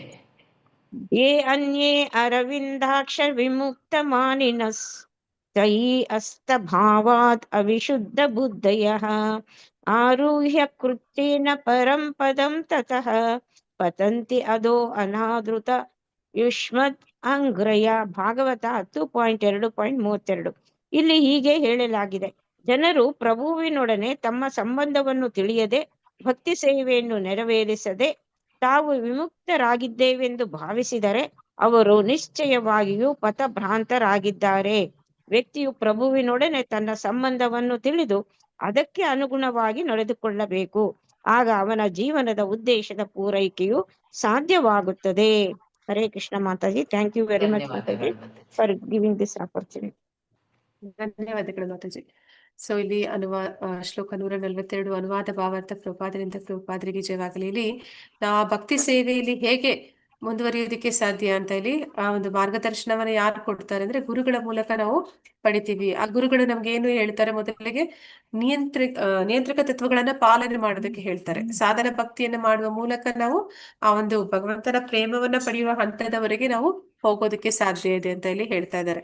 ಈ ಒಂದು ಪ್ರಕ್ರಿಯೆ ಏನಿದೆ, ಸಾಧನ ಭಕ್ತಿ, ವೈದಿ ಭಕ್ತಿ, ಆ ಪ್ರಕ್ರಿಯೆಯನ್ನ ಇಲ್ಲಿ ಏನಂತ ಕರೀತಾರೆ ಅಂದ್ರೆ ಅಭಿದಯ ಅಂತ ಹೇಳ್ತಾರೆ. ಅಂದ್ರೆ ಸಂಬಂಧ ಜ್ಞಾನ ಅಂದ್ರೆ ಜೀವೇರಿ ಸ್ವರೂಪ ನಿತ್ಯರಿ ಕೃಷ್ಣದಾಸ ಅಂತ ತಿಳಿದಿದ್ದು ಸಂಬಂಧ. ಈಗ ಆ ಸಂಬಂಧವನ್ನ ಮತ್ತೆ ಸ್ಥಾಪನೆ ಮಾಡುವಂತದನ್ನ ಅಭಿದಯ ಅಂತ ಹೇಳ್ತಾರೆ. ಅದಕ್ಕೆ ನಿಯಂತ್ರಕ ತತ್ವಗಳು, ಸಾಧನ ಭಕ್ತಿ, ಗುರುಗಳ ಮಾರ್ಗದರ್ಶನ ಇವೆಲ್ಲವೂ ಕೂಡ ನಮಗೆ ಸಹಾಯ ಮಾಡುತ್ತೆ ಅಂತ. ನಂತರ ನಾವು ಕ್ರಮೇಣ ಅದರ ಪ್ರಯೋಜನ ಅಂದ್ರೆ ಭಗವಂತನ ಪ್ರೇಮವನ್ನ ನಾವು ಅಂತಿಮವಾಗಿ ಪಡಿತೀವಿ ಅಂತ ಇಲ್ಲಿ ಹೇಳ್ತಾ ಇದ್ದಾರೆ. ಭಾವಾರ್ಥದಲ್ಲಿ ಪ್ರಭುಪಾದರು ಹೇಳ್ತಾ ಇದ್ದಾರೆ, ಶ್ರವಣ ಮತ್ತೆ ಕೀರ್ತನೆಗಳಿಂದ ಮೊದಲು ಮಾಡಿ ಭಕ್ತಿ ಸೇವೆಯ ಸಾಧನೆ. ಈ ಸಾಧನ ಭಕ್ತಿ ಪ್ರಾರಂಭ ಆಗುವಂತದ್ದೇ ಶ್ರವಣ ಮತ್ತೆ ಕೀರ್ತನೆಗಳ ಮೂಲಕ. ಭಗವಂತನ ನಾಮ ಸಂಕೀರ್ತನೆ ಮಾಡ್ಬೇಕು, ನಿತ್ಯವೂ ಭಾಗವತ ಸೇವೆ ಅಂದ್ರೆ ಭಾಗವತನ ಕೇಳಬೇಕು ಅಥವಾ ಭಗವದ್ಗೀತೆಯನ್ನ ನಾವು ಕೇಳ್ಬೇಕು, ಶ್ರವಣ ಮಾಡ್ಬೇಕು. ಶುದ್ಧ ಭಕ್ತರ ಮೂಲಕ, ಭಾಗವತರ ಮೂಲಕ ಅದನ್ನ ಕೇಳ್ಬೇಕು ಅಂತ ಇಲ್ಲಿ ತಿಳಿಸ್ತಾ ಇದ್ದಾರೆ. ಹೀಗೆ ಮಾಡೋದ್ರಿಂದ ಏನಾಗುತ್ತೆ ಅಂದ್ರೆ ಬದ್ಧಾತ್ಮನ ಒಂದು ಹೃದಯ ಅದು ಪರಿಶುದ್ಧ ಆಗ್ತಾ ಹೋಗುತ್ತೆ ಕ್ರಮೇಣ. ಹೀಗೆ ಅವನು ದೇವೋತ್ತಮ ಪರಮ ಪುರುಷರೊಡನೆ ತನಗಿರುವ ಶಾಶ್ವತ ಸಂಬಂಧವನ್ನ ಅವನು ಕ್ರಮೇಣ ಅರ್ಥ ಮಾಡ್ಕೊಳ್ತಾನೆ. ಆ ಶಾಶ್ವತ ಸಂಬಂಧ ಶ್ರೀ ಚೈತನ್ಯ ಮಹಾಪ್ರಭುಗಳು ಹೇಳ್ತಾರೆ. ಏನಂತ ಹೇಳಿದ್ದಾರೆ ಅಂತಂದ್ರೆ ಜೀವೇರ ಸ್ವರೂಪ ಜೀವೇರ ಸ್ವರೂಪ ಹಯ ಕೃಷ್ಣೇರ ನಿತ್ಯದಾಸ ಅಂತ ಹೇಳಿ ವರ್ಣಿಸಿದ್ದಾರೆ. ಜೀವಿ ದೇವೋತ್ತಮ ಪರಮಪುರುಷನ ಶಾಶ್ವತ ದಾಸ, ನಾವು ಭಗವಂತನ ಸೇವಕರು. ಅಂದ್ರೆ ನಾವು ಭಗವಂತನಲ್ಲಿ ಒಂದಾಗಿ ನಾವು ಭಗವಂತ ಆಗುವಂತದಲ್ಲ, ನಾವು ಭಗವಂತನ ಧಾಮಕ್ಕೆ ಹೋಗಿ ಅವನ ನಿತ್ಯ ದಾಸರು, ಅವನ ಸೇವೆನ ಮಾಡ್ತೀವಿ. ಮನುಷ್ಯನಿಗೆ ಈ ಸಂಬಂಧವನ್ನ ಕುರಿತು ನಂಬಿಕೆ ಮೂಡಿದರೆ ಅವನ ನಂತರ ಅದರ ಪ್ರಕಾರವಾಗಿ ನಡೆದುಕೊಳ್ತಾನೆ. ಯಾವಾಗ ಅವನಿಗೆ ಗೊತ್ತಾಗುತ್ತೆ ನಾನು ಭಗವಂತನ ಸೇವೆ ಮಾಡ್ಬೇಕು ಅಂತ, ಆಗ ಅವನು ದಾಸನಾಗ್ತಾನೆ. ಹಾಗೆ ಇಲ್ಲಿ ಹೇಳ್ತಾ ಇದ್ದಾರೆ, ಅದನ್ನ ಅಭಿದಯ ಅಂತ ಕರೀತಾರೆ. ಅಂದ್ರೆ ಆ ಒಂದು ಏನು ಸಂಬಂಧವನ್ನ ಅರ್ಥ ಮಾಡ್ಕೊಂಡಿದ್ದಾನೆ, ಮತ್ತೆ ಆ ಸಂಬಂಧ ಇಲ್ಲಿವರೆಗೂ ಅದು ಹೇಗೆ ಅದು ಮುರಿದು ಬಿದ್ದಿದೆ ಅದನ್ನ ಮತ್ತೆ ಪುನರ್ಸ್ಥಾಪನೆ ಮಾಡುವಂಥದ್ದು. ಮುಂದಿನ ಹಂತವು ಪ್ರಯೋಜನ ಸಿದ್ಧಿ. ಕೊನೆಗೆ ಅವನು ಯಾವ ಹಂತದವರೆಗೆ ಹೋಗ್ತಾನೆ ಅಂತಂದ್ರೆ ಭಗವಂತನ ಪ್ರೇಮವನ್ನ ಪಡೆಯುವ ಒಂದು ಅರ್ಹತೆಯನ್ನ ಪಡಿತಾನೆ. ವ್ಯಕ್ತಿಯು ನಿಜವಾದ ಅಂದ್ರೆ ಅವನ ಬದುಕಿನ ಗುರಿ ಏನಂತಂದ್ರೆ ಆ ಒಂದು ಅಂತಿಮ ಹಂತವನ್ನ ಸಾಧಿಸುವಂಥದ್ದು. ವ್ಯಕ್ತಿಯು ದೇವೋತ್ತಮ ಪರಮಪುರುಷರೊಡನೆ ತನ್ನ ಸಂಬಂಧವನ್ನ ಅರ್ಥ ಮಾಡಿಕೊಂಡ್ರೆ ಹಾಗೂ ಅದರ ಪ್ರಕಾರ ಕಾರ್ಯಪ್ರವೃತ್ತನಾದರೆ ಅವನ ಜೀವನದ ಉದ್ದೇಶ ತನ್ನಿಂದ ತಾನೇ ಅದು ಈಡೇರುತ್ತೆ. ಅಂದ್ರೆ ಜ್ಞಾನ ಅಂತಂದ್ರೆ ನಿಜವಾದ ಜ್ಞಾನ ಅದು ಇದೆ. ಅಂದ್ರೆ ಆ ಒಂದು ಅರ್ಧಂಬರ್ಧ ಜ್ಞಾನ ಅಲ್ಲ, ಇದು ಪೂರ್ಣ ಜ್ಞಾನ. ನಾನು ಯಾರು ಅಂತ ತಿಳಿಯುವಂಥದ್ದು, ಹೇಗೆ ನನ್ನ ಸಂಬಂಧ ಈಗ ಕಡಿದು ಹೋಗಿದೆ ಅನ್ನೋದು ತಿಳ್ಕೊಳ್ಳೋದು, ಅದನ್ನ ಮತ್ತೆ ಪುನರ್ಸ್ಥಾಪನೆ ಮಾಡುವಂಥದ್ದನ್ನ ಅಭಿದಯ. ಮತ್ತೆ ಅದರ ಗುರಿ ಪ್ರೇಮ, ಭಗವಂತನ ಪ್ರೇಮವನ್ನ ಗಳಿಸುವಂಥದ್ದು. ಮಯವಾದಿ ತತ್ವಜ್ಞಾನಿಗಳು ಆತ್ಮ ಸಾಕ್ಷಾತ್ಕಾರದ ಮೊದಲನೇ ಹಂತವನ್ನೇ ತಪ್ಪಿಸಿಕೊಳ್ಳುತ್ತಾರೆ. ಅಂದ್ರೆ ಹೇಗೆ ಅವರು ದಾರಿ ತಪ್ತಾ ಇದ್ದಾರೆ ಅಂದ್ರೆ, ಅವರು ನಾನೇ ದೇವ್ರು ಅಂತ ಹೇಳ್ಕೊತಾ ಇದ್ದಾರೆ. ನಾನು ಭಗವಂತನ ದಾಸ ಅನ್ನೋದನ್ನ ಅವರು ತಿಳಿದಿಲ್ಲ. ಅವ್ರದ್ದು ಜ್ಞಾನ, ಅದು ಪರಿಪೂರ್ಣ ಜ್ಞಾನನೇ ಅಲ್ಲ ಅದು. ಅಲ್ಲಿ ಅವ್ರು ಏನ್ ಮಾಡ್ತಾ ಇದ್ದಾರೆ, ಭಗವಂತನನ್ನ ಆಕಾರ ಇಲ್ಲ ಅಂತ ಹೇಳ್ತಾರೆ. ಹಾಗಾಗಿ ಅವರ ಸೇವೆ ಮಾಡೋದಕ್ಕೆ ಇವರು ಸೇವಕರು ಅಲ್ಲ, ಇವರು ಸ್ವಯಂ ಭಗವಂತನಲ್ಲಿ ಲೀನ ಆಗಿ ಭಗವಂತನೇ ಆಗ್ಬಿಟ್ಟಿದ್ದಾರೆ. ಹಾಗಾಗಿ ಅವರೇ ಒಡೆಯ ಅಂತ ಹೇಳ್ಕೊತಾ ಇದ್ದಾರೆ. ಯಾವಾಗ ಅವರೇ ಒಡೆಯ ಅಂತ ಹೇಳ್ಕೊತಾರೆ, ಮತ್ತೆ ಮುಂದೆ ಅವರ ಒಂದು ಮಾರ್ಗ ಏನಿದೆ ಅದು ಪೂರ್ತಿ ಅದು ಅಪಾಯಕಾರಿ. ಅಂದ್ರೆ ಅಲ್ಲಿ ಅವರಿಗೆ ಭಗವಂತನ ಪ್ರೇಮ ಇರ್ಬೋದು ಅಥವಾ ಪರಿಪೂರ್ಣ ಸಾಕ್ಷಾತ್ಕಾರ ಆಗ್ಲಿ ಅದು ಸಿಗೋದಕ್ಕೆ ಸಾಧ್ಯನೇ ಇಲ್ಲ. ಯಾಕಂದ್ರೆ ಮೊದಲ ಹೆಜ್ಜೆನೆ ತಪ್ಪಾಗಿ ಇಡ್ತಾ ಇದ್ದಾರೆ. ಎಲ್ಲಾ ಜೀವಿಗಳ ಸೇವೆಯನ್ನು ಸ್ವೀಕರಿಸಬಲ್ಲವನು ಭಗವಂತ ಒಬ್ಬನೇ. ಆದ್ರೆ ಅರಿವಿನ ಕೊರತೆ ಮಾಯವಾದಿ ತತ್ವಜ್ಞಾನದಲ್ಲಿ ಇರೋದ್ರಿಂದ ಅಂದ್ರೆ ಅವರು ಉಬ್ಬಿದ್ದಾರೆ, ಹೇಳ್ಕೋತಾರೆ ಜ್ಞಾನನೇ ಹೆಚ್ಚು, ಜ್ಞಾನನೇ ದೊಡ್ಡದು ಅಂತ. ಅಂದ್ರೆ ಅವರ ಜ್ಞಾನ ಅದೆಷ್ಟು ತಪ್ಪಾದ ಜ್ಞಾನ ಅಂತಂದ್ರೆ ಪ್ರಥಮ ಹಂತದಲ್ಲೇ ಅವರನ್ನ ದಾರಿ ತಪ್ಪಿಸ್ತಾ ಇದೆ. ದೇವರೊಡನೆ ತಮಗಿರುವ ಸಂಬಂಧದ ಅರಿವು ಮಾಯಾವಾದಿಗಳಿಗೆ ಇಲ್ಲ. ಪ್ರತಿಯೊಬ್ಬರೂ ದೇವರು ಅಥವಾ ಪ್ರತಿಯೊಬ್ಬರು ದೇವರಿಗೆ ಸಮಾನರು ಎಂದು ಅವರು ತಪ್ಪಾಗಿ ಯೋಚಿಸುತ್ತಾರೆ. ಅಂದ್ರೆ ಅವರು ಒಡೆಯ ಅನ್ನೋ ಭಾವನೆಯಲ್ಲಿಯೇ ಇನ್ನು ಮುಂದುವರಿತಾರೆ. ಆದ್ದರಿಂದ ಜೀವಿಗಳ ನಿಜವಾದ ಸ್ಥಾನದ ಅರಿವು ಅವರಿಗೆ ಸ್ಪಷ್ಟವಾಗಿ ಇರೋದಿಲ್ಲ. ಮತ್ತೆ ಹೇಗೆ ಅವರು ಮತ್ತಷ್ಟು ಮುಂದೆ ಹೋಗಿ ಭಗವಂತನ ಒಂದು ಪ್ರೇಮವನ್ನ ಪಡೀಲಿಕ್ಕೆ ಸಾಧ್ಯ ಆಗತ್ತೆ? ಅದು ಅಸಾಧ್ಯ. ತಾವು ಮುಕ್ತರಾಗಿದ್ದೇವೆ ಎಂದು ಅವರು ಬಹಳವಾಗಿ ಹುಬ್ಬಿ ಹೋಗಿದ್ದಾರೆ. ಅವ್ರು ಅನ್ಕೋತಾರೆ, ನಾನು ಈ ಭೌತಿಕ ಭವಬಂಧನದಿಂದ ಮುಕ್ತಿಯನ್ನ ಪಡೆದಿದ್ದೀನಿ, ನಾನು ಇಲ್ಲಿ ವೈರಾಗ್ಯವನ್ನ ಬೆಳೆಸ್ಕೊಂಡಿದ್ದೀನಿ, ನಾನು ಎಲ್ಲಾ ರೀತಿಯ ಒಂದು ಯಮ ನಿಯಮಗಳನ್ನ ಪಾಲನೆ ಮಾಡ್ತಾ ಇದ್ದೀನಿ ಅಂತ ಅನ್ಕೊಂಡು ಅವರು ಹುಬ್ಬಿ ಹೋಗಿದ್ದಾರೆ. ಆದ್ರೆ ವಾಸ್ತವದಲ್ಲಿ ಅವರು ಅಂತಿಮ ಗುರಿಯನ್ನ, ಸರಿಯಾದ ಸ್ಥಾನ ಭಗವಂತ ಅಂದ್ರೆ ಏನು ಅಂತ, ಅವನ ಜೊತೆ ಸಂಬಂಧ ಏನು ಅನ್ನೋದನ್ನೇ ಅವರು ಪ್ರಾರಂಭದ ಹಂತದಲ್ಲಿ ಅಲ್ಲಿ ತಪ್ಪಿ ಹೋಗ್ತಾ ಇದ್ದಾರೆ. ಅವ್ರಿಗೆ ಅದು ತಿಳಿತಿಲ್ಲ. ಅದರಿಂದ ಏನಾಗ್ತಾ ಇದ್ದಾರೆ, ಮಾಯವಾದಿ ತತ್ವಜ್ಞಾನಿಗಳು ಪ್ರಭುವಿನ ಪಾದಕ ಬಲಗಳನ್ನ ಅಲಕ್ಷಿಸ್ತಾ ಇದ್ದಾರೆ. ಹಾಗಾಗಿ ಐಹಿಕ ಚಟುವಟಿಕೆಗಳ ಮತ್ತೆ ಅಧಪತನ ಹೊಂದುತ್ತಾರೆ. ಅವರು ಒಡೆಯ ಅನ್ನುವ ಭಾವನೆ ಇರುವಂತವರೆಲ್ಲ ಬದ್ಧಾತ್ಮರೇ ಆಗಿರ್ಬೇಕು. ಹಾಗಾಗಿ ಅವರು ಮತ್ತೆ ಈ ಒಂದು ಭೌತಿಕ ಜಗತ್ತಿನಲ್ಲಿ ಒಂದು ಭವಸಾಗರದಲ್ಲಿ ಮತ್ತೆ ಮತ್ತೆ ಬೀಳುತ್ತಾರೆ ಅಂತ ಅಲ್ಲಿ ಹೇಳ್ತಾ ಇದ್ದಾರೆ. ಹೀಗೆ ಜನರು ಪ್ರಭುವಿನೊಡನೆ ತಮ್ಮ ಸಂಬಂಧವನ್ನು ತಿಳಿಯದೆ ಭಕ್ತಿ ಸೇವೆಯನ್ನು ನೆರವೇರಿಸದೆ ತಾವು ವಿಮುಕ್ತರಾಗಿದ್ದೇವೆ ಎಂದು ಭಾವಿಸಿದರೆ ಅದು ನಿಶ್ಚಯವಾಗಿಯೂ ಪಥಭ್ರಾಂತರಾಗಿದ್ದಾರೆ. ಅಂದ್ರೆ ಆ ರೀತಿ ಅದೊಂದು ಭ್ರಮೆಯಷ್ಟೇ. ಅವರ ಒಂದು ಊಹಾಪೋಹ ಅಂತ ಕಲ್ಪನೆಗಳು ಜ್ಞಾನದ ಬಗ್ಗೆ ಅಂತ ಹೇಳ್ತಾರಲ್ಲ, ಅದರ ಒಂದು ಅತಿರೇಕ. ಹಾಗಾಗಿ ಅವರು ನಾವು ಅಂದ್ರೆ ಈ ಒಂದು ಭವಸಾಗರದಿಂದ ಬಿಡುಗಡೆ ಪಡೆದು ಬಿಟ್ಟಿದೀವಿ, ಇಲ್ಲಿಂದ ನಮ್ಗೆ ವೈರಾಗ್ಯ ಬಂದಿದೆ, ನಾವು ಆಧ್ಯಾತ್ಮಿಕವಾಗಿ ಮುಂದುವರೆದಿದ್ದೀವಿ ಅಂತ ಏನೆಲ್ಲ ಅನ್ಕೋತಾ ಇದ್ದಾರೆ, ಅದೆಲ್ಲವೂ ಕೂಡ ಅದೊಂದು ಅವರ ಒಂದು ಊಹಾಪೋಹನೆ ಆಗ್ತಾ ಇದೆ. ವ್ಯಕ್ತಿಯು ಪ್ರಭುವಿನೊಡನೆ ತನ್ನ ಸಂಬಂಧವನ್ನು ತಿಳಿದು ಅದಕ್ಕೆ ಅನುಗುಣವಾಗಿ ನಡೆದುಕೊಳ್ಳಬೇಕು. ಆಗ ಅವನ ಜೀವನದ ಉದ್ದೇಶದ ಪೂರೈಕೆಯು ಸಾಧ್ಯವಾಗುತ್ತದೆ. ಯಾವಾಗ ಅವನು ತನ್ನ ಒಂದು ಸ್ಥಾನವನ್ನ ತಿಳ್ಕೊಂಡು ಭಗವಂತ ಅಂದ್ರೆ ಯಾರು, ಅವನ ಜೊತೆ ನನ್ನ ಸಂಬಂಧ ಏನು, ಅದನ್ನ ನಾನು ಹೇಗೆ ಸರಿಪಡಿಸ್ಕೋಬೇಕು ನನ್ನ ಸಂಬಂಧವನ್ನ ಅಂತ ಮುಂದುವರಿತಾರೆ. ಆಗ ಮಾತ್ರನೇ ಆ ಒಂದು ಮನುಷ್ಯ ಜನ್ಮದ ಒಂದು ಉದ್ದೇಶ ಅದು ಪರಿಪೂರ್ಣ ಆಗುತ್ತೆ ಅಂತ ಹೇಳಿ ಹೇಳ್ತಾ ಇದ್ದಾರೆ. ಹರೇ ಕೃಷ್ಣ. ಹರೇ ಕೃಷ್ಣ. ವಾಂಛಾ ಕಲ್ಪತರುಶ್ಚ ಕೃಪಾ ಸಿಂಧುಭ್ಯ ಏವ ಚ ಪತಿತನಾಂ ಪಾವನೇಭ್ಯೋ ವೈಷ್ಣವೇಭ್ಯೋ ನಮೋ ನಮಃ. ಅನಂತ ಕೋಟಿ ವೈಷ್ಣವೃಂದ ಕಿ ಜೈ. ನಾಮಾಚಾರ್ಯ ಹರಿದಾಸ್ ಠಾಕೂರ್ ಕಿ ಜೈ. ಇಲ್ಲಿ ಬಂದಿರುವಂತ ಎಲ್ಲ ಭಕ್ತರಿಗೂ ಜೈ. ಹರೇ ಕೃಷ್ಣ. ಹರೇ ಕೃಷ್ಣ ಮಾತಾಜಿ. ಧನ್ಯವಾದಗಳು ಮಾತಾಜಿ. ಧನ್ಯವಾದಗಳು ಮಾತಾಜಿ. ಧನ್ಯವಾದಗಳು. ಧನ್ಯವಾದಗಳು ಧನ್ಯವಾದಗಳು ಮಾತಾಜಿ. ಹರೇ ಕೃಷ್ಣ. ಧನ್ಯವಾದಗಳು ಮಾತಾಜಿ. ಹರೇ ಕೃಷ್ಣ. ಹರೇ ಕೃಷ್ಣ ಥ್ಯಾಂಕ್ ಯು ಮಾತಾಜಿ. ಮಾತಾಜಿ. ಥ್ಯಾಂಕ್ ಯು ಮಾತಾಜಿ. ಹರೇ ಕೃಷ್ಣ ಮಾತಾಜಿ. ಹರೇ ಕೃಷ್ಣ ಮಾತಾಜಿ. ಎಂಡ್ ಮಾಡ್ಲಾ ಮಾತಾಜಿ? ಹರೇ ಮಾಡಿ ಕೃಷ್ಣ ಮಾತಾಜಿ. ಮಾತಾಜಿ. ಹರೇ ಕೃಷ್ಣ ಮಾತಾಜಿ. ಅಟೆಂಡೆನ್ಸ್ ಎಲ್ಲ ಆಗಿದೆಲ್ಲ ಮಾತಾಜಿ? ಎಂಡ್ ಮಾಡ್ದ? ಮಾಡಿ ಮಾತಾಜಿ. ಧನ್ಯವಾದಗಳು ಅಟೆಂಡೆನ್ಸ್ ಆಗ್ಲೇ ಮಾತಾಜಿ. ಹಾಕಿದ್ದಾರೆ. ಓಕೆ ಮಾತಾಜಿ. ಧನ್ಯವಾದಗಳು ಮಾತಾಜಿ ಎಲ್ಲರೂ.